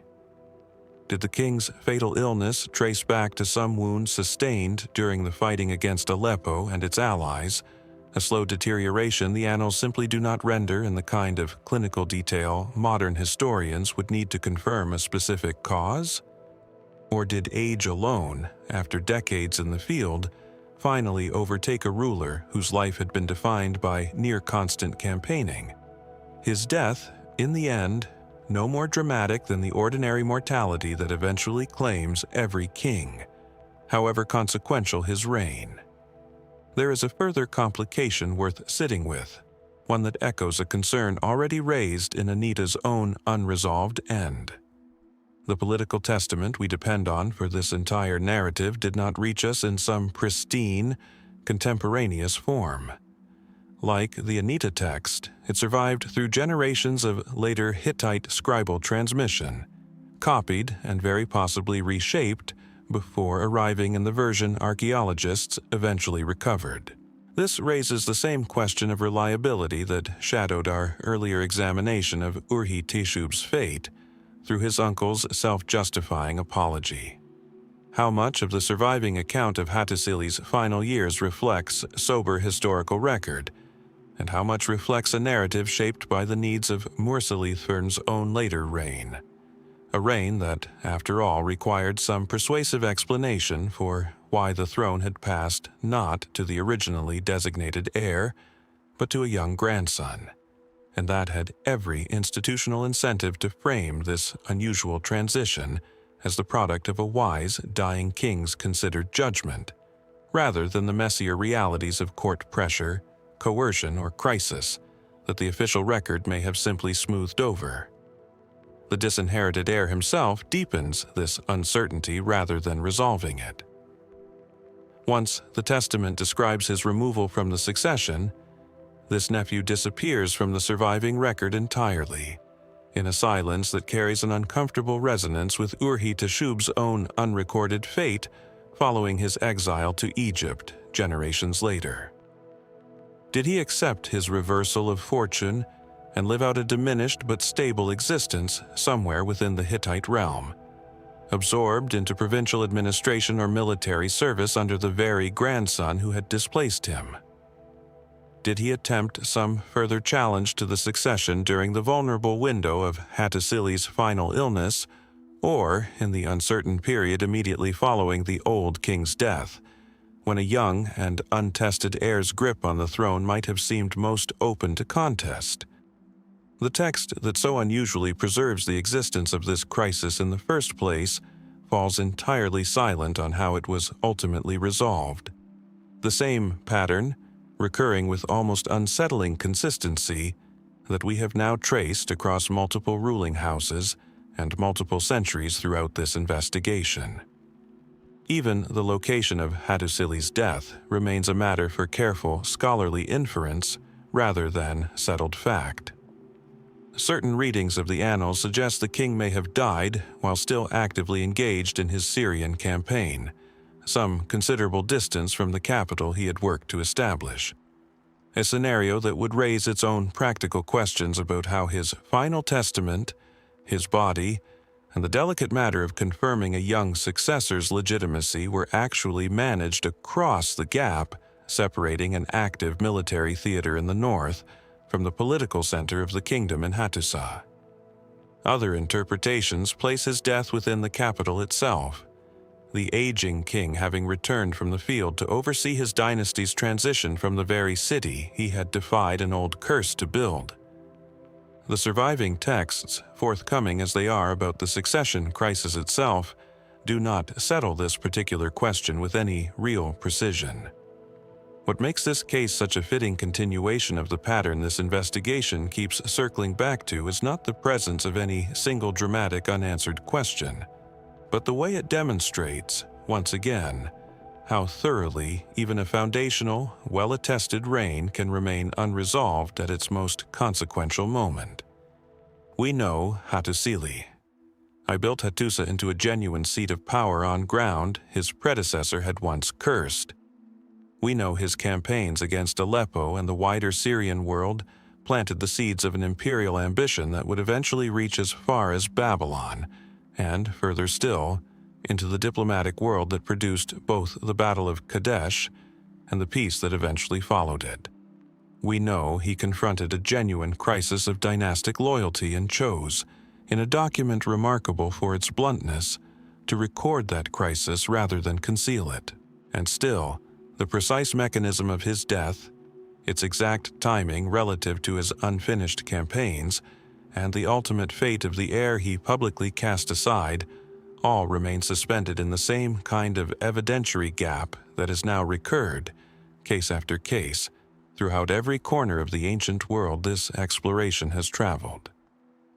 Perhaps it is fitting that this uncertainty sits at the very foundation of a dynasty whose later kings, Hattusili III displacing his own nephew, Urhi-Teshub, chief among them, would repeat this same essential pattern of contested, incompletely documented succession across the centuries that followed. The instability was there from the beginning, woven into the record from the reign of the very king who first dared to build upon cursed ground.